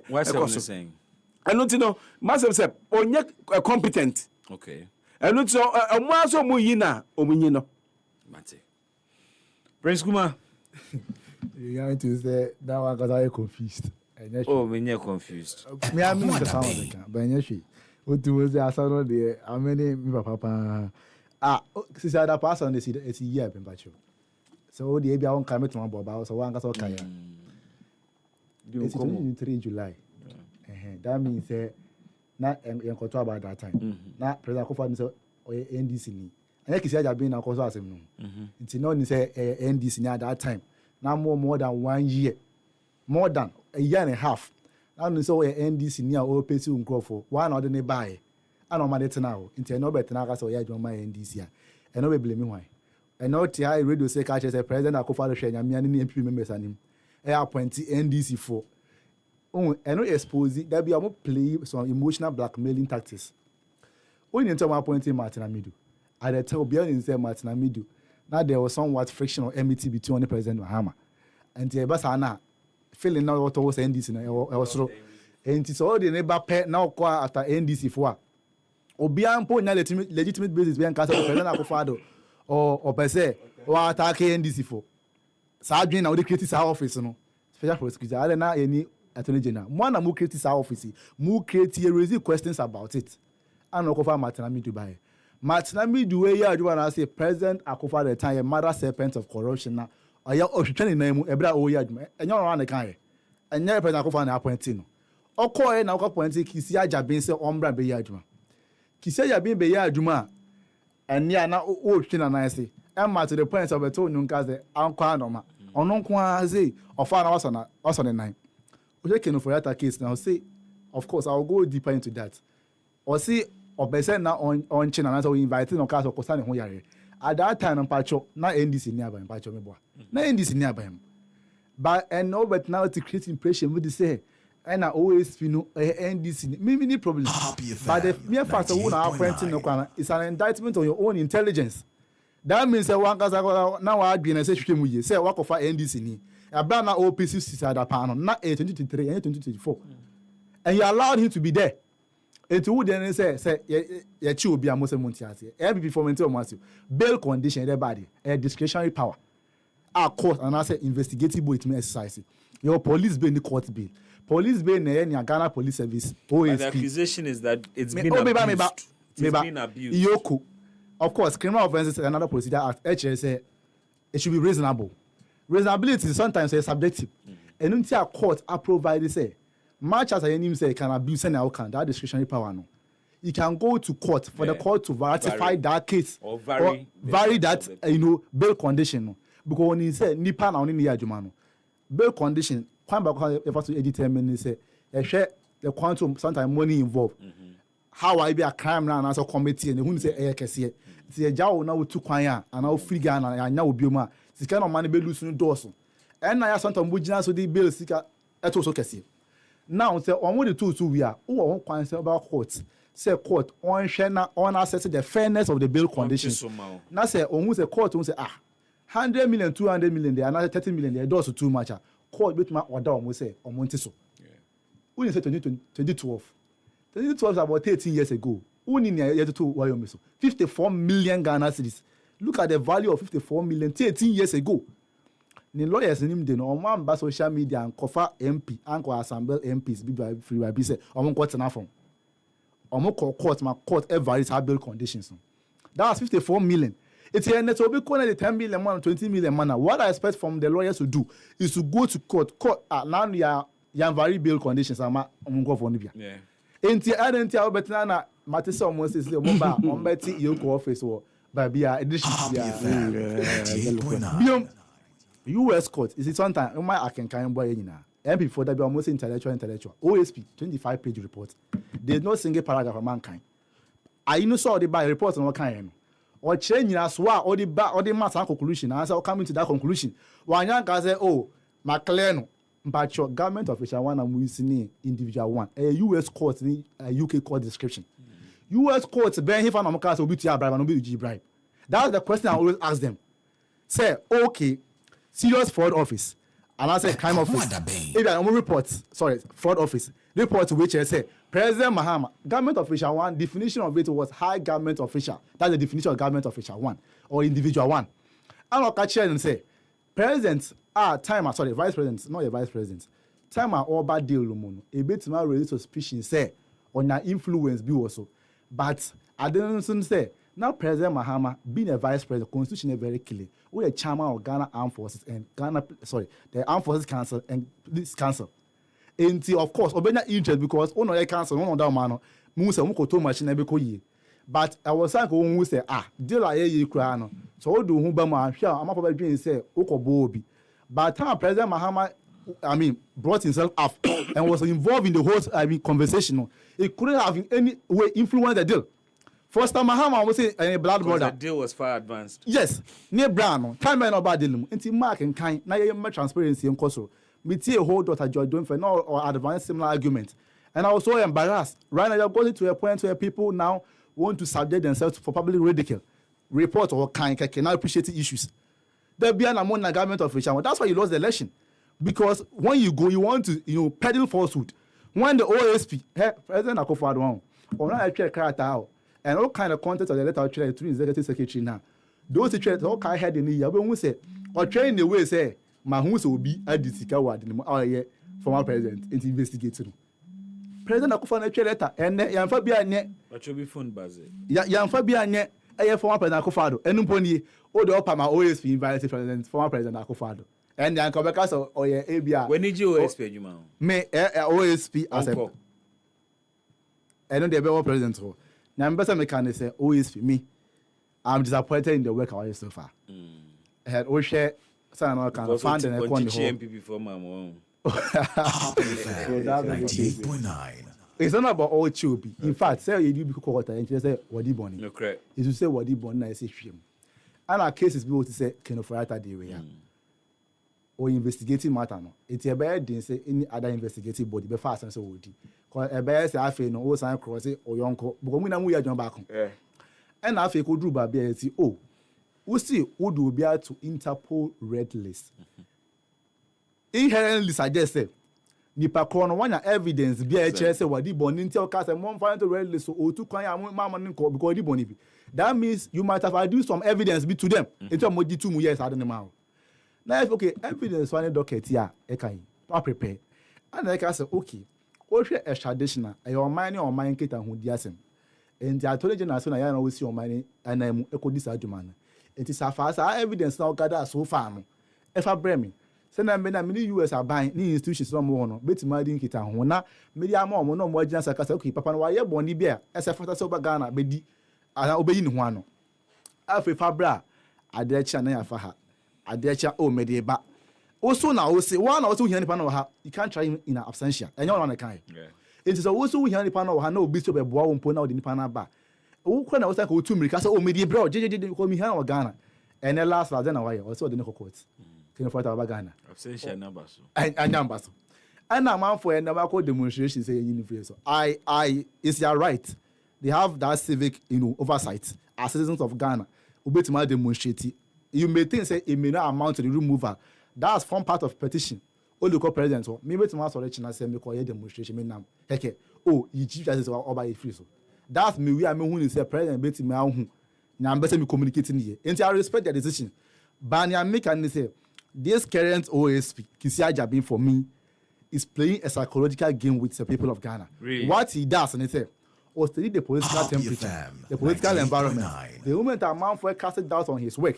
And we say no, when we say that be a man for no money, yeah, but too much, but not the back from.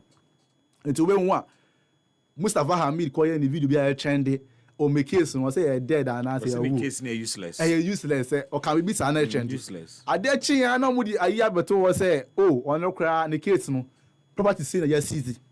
And our Bob wanted to say, I'm in the case, it's sorry, I'm in the properties. The time because of place smart game, they say, we'll say Mustafa Hamid and 9 others. That's the case title. So also what is the properties in that case? It could be saying other 9 or any panel. None nipanati once is in the properties and now what's about until we pay so now about we play with our intelligence. We are smarter than that. And I make a choice say Kano for that brother of free Ghana. So Martin people we can. He had a right say oh me try say me chuno. My trade card to my airport immigration for. Yet of course I'm going to go to me so much opinion. Who need to me no. Not still one to me and yes, I know, man. I'm the kind chef Ghana for say, Papa, we say, may yes, may see no kind, may the cat or I say, all coins over money, but I still want to stop in the go and call for to me some stopping. I still disagree with him because the OSP no more function as police, more arresting powers. So did you attempt an arrest at Ghana police for saying to me if a Ghana police service nipa na say encourage to me proud to ni live in na I can wait my blame but one time I invoke that powers no one. After nipa na Ghana we are na ka won anka say biwa wa ya dia won say enye na wa ko bi a reach we Ghana. Omba voluntarily omba. Enti enne one na ma ken for that ko dru. Enti personally I hold a view say Kaseɛbɔ is helping former appointees of government to evade accountability. What he does, and they say, oh, who say a same way, and nipa ni cost too much, and all the adiba with too much. I say, I'm hope that now I say that. That's the game on the play, but we are focused. Also, the focused. However, we the case on the year because Oshe and always been planning investigating Keno for Yata. And your monk. I believe that Attorney General has an interest in it. So, or the call to win Attorney General who say. What I know, I stand to be corrected, and it's Attorney General in the course of the proceedings or the prosecution. Better catch and so no, I want to take up the matter. Depending on how the case in Bisiako. And the milice say Attorney General person or undermine the work of always been tell German and say Yawadi. But Drew Babino said no. Send a wood dear send no crown a yacha. I believe said the Attorney General will take the matter up. By NDC for the MPP for the SROM.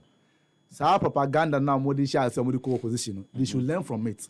So we know by Osha, that's what appointed NDC for. Two. That means now we are, you were committed to making sure say obey attack it, which hand and your mokano.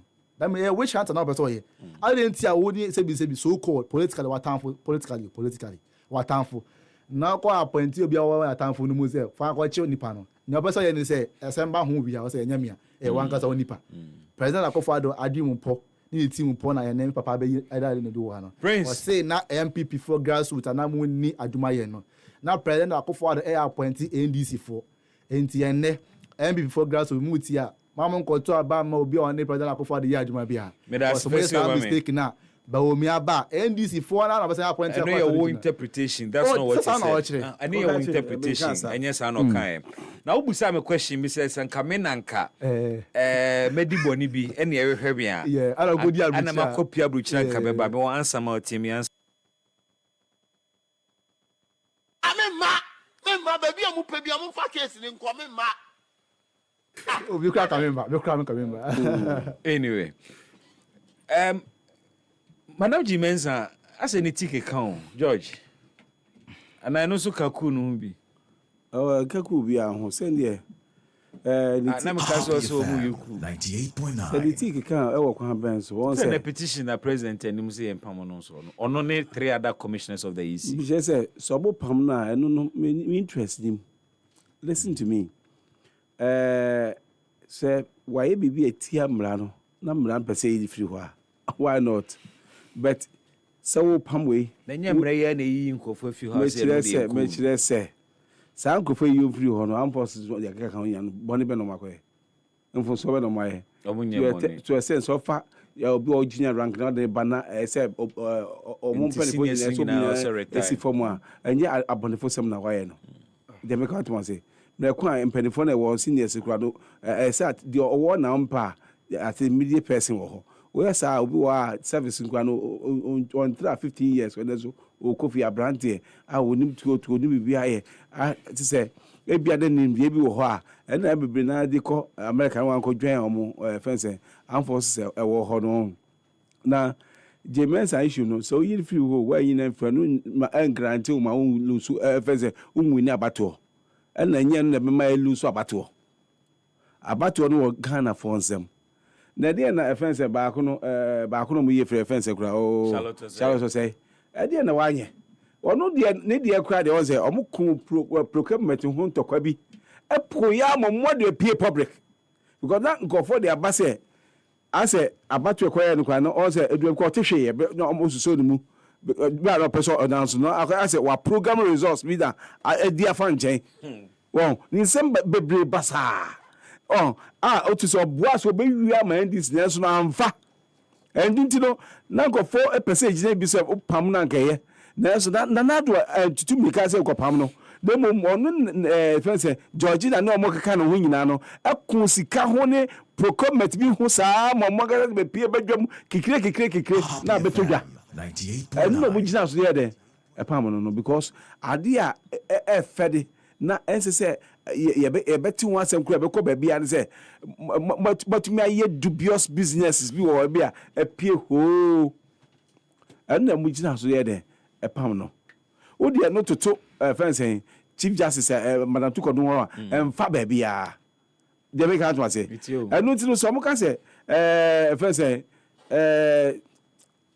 deɛ ɔwɔ fɛnsɛn Jane Mensa wɔn ka sɛ wɔn pam no a ɛnyɛ problem wɔn bɛtua pam no because before sɛ yɛbɛto 2000 aba no na wɔn akɔ wɔn electoral commissioner 2020 and 2000 aba to no na yɛ disco the electoral commissioner Afalijan ɛno akyi no Afalijan NDC na nka no yɛ NDC asɛmbe nkure dɛm na wɔn kɔ wɔn electoral commissioner na ɛfɛ sɛ parliament ɛwɔ na bɛdi wɔn nsɛm.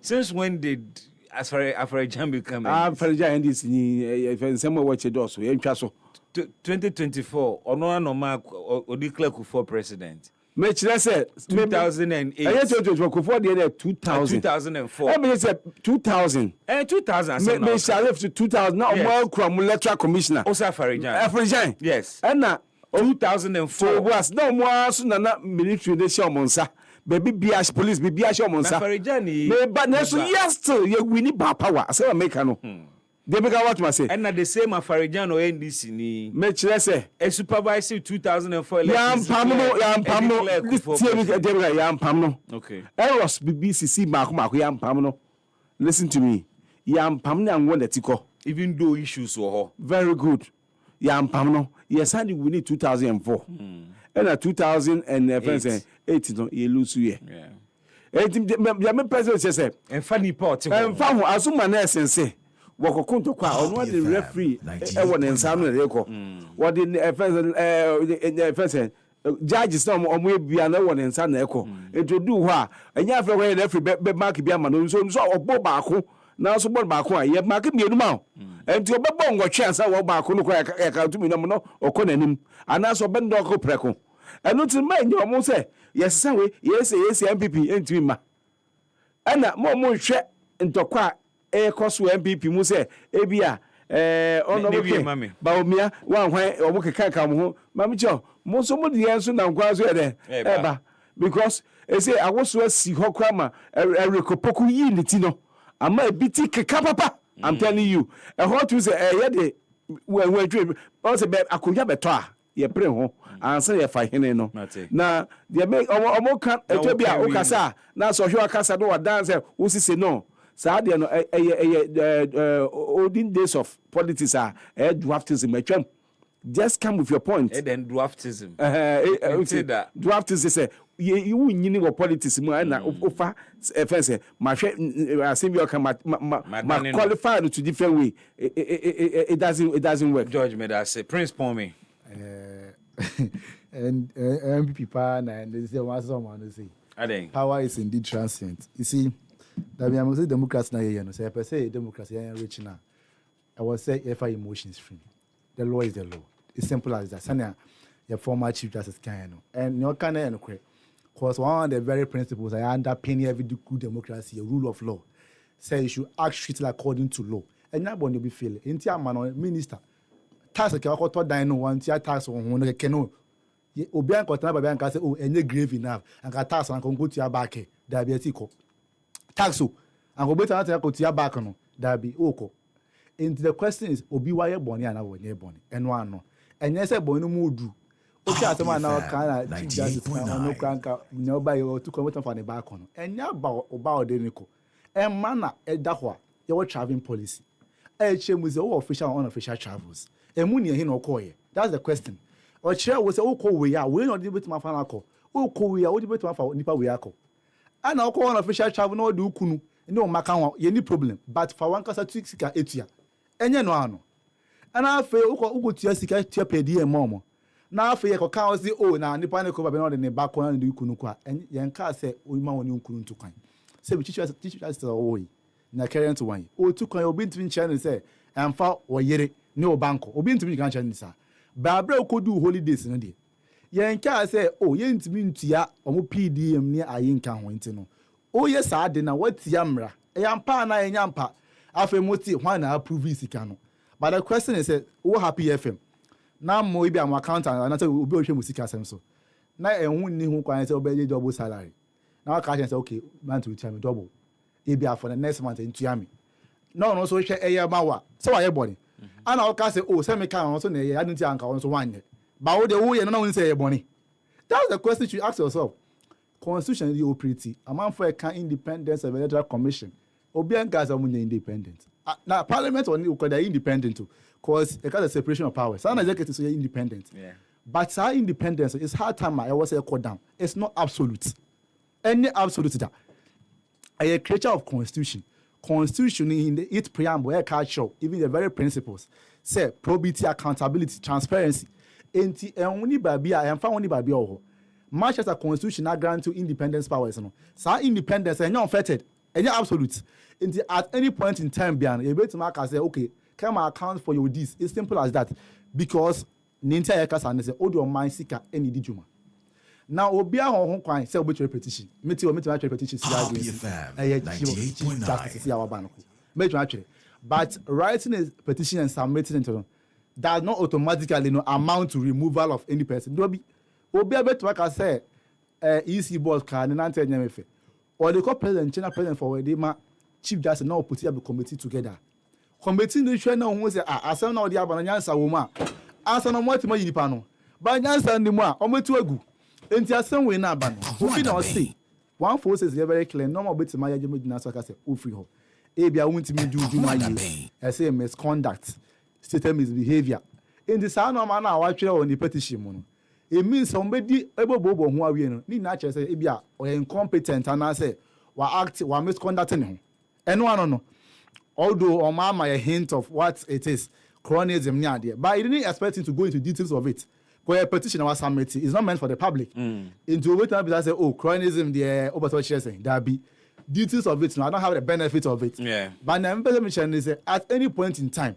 Obey was a massive petition. I know just in the corner what Bonnie Prince Metamos. It's measure say Chief Justice, Obeshan and Monimuya, President Sphere, on put a committee Nubia, on measure, send a Charlotte say, almost a procurement breaches, a brand new procurement department, and we in charge of it. And be super cycles, ain't it?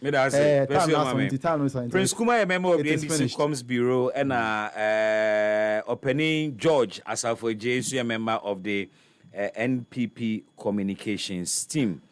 But edi bone pa na minim se bone pa na medi na makopia bruchiri pa na efreme pa dia we na kameka kire mu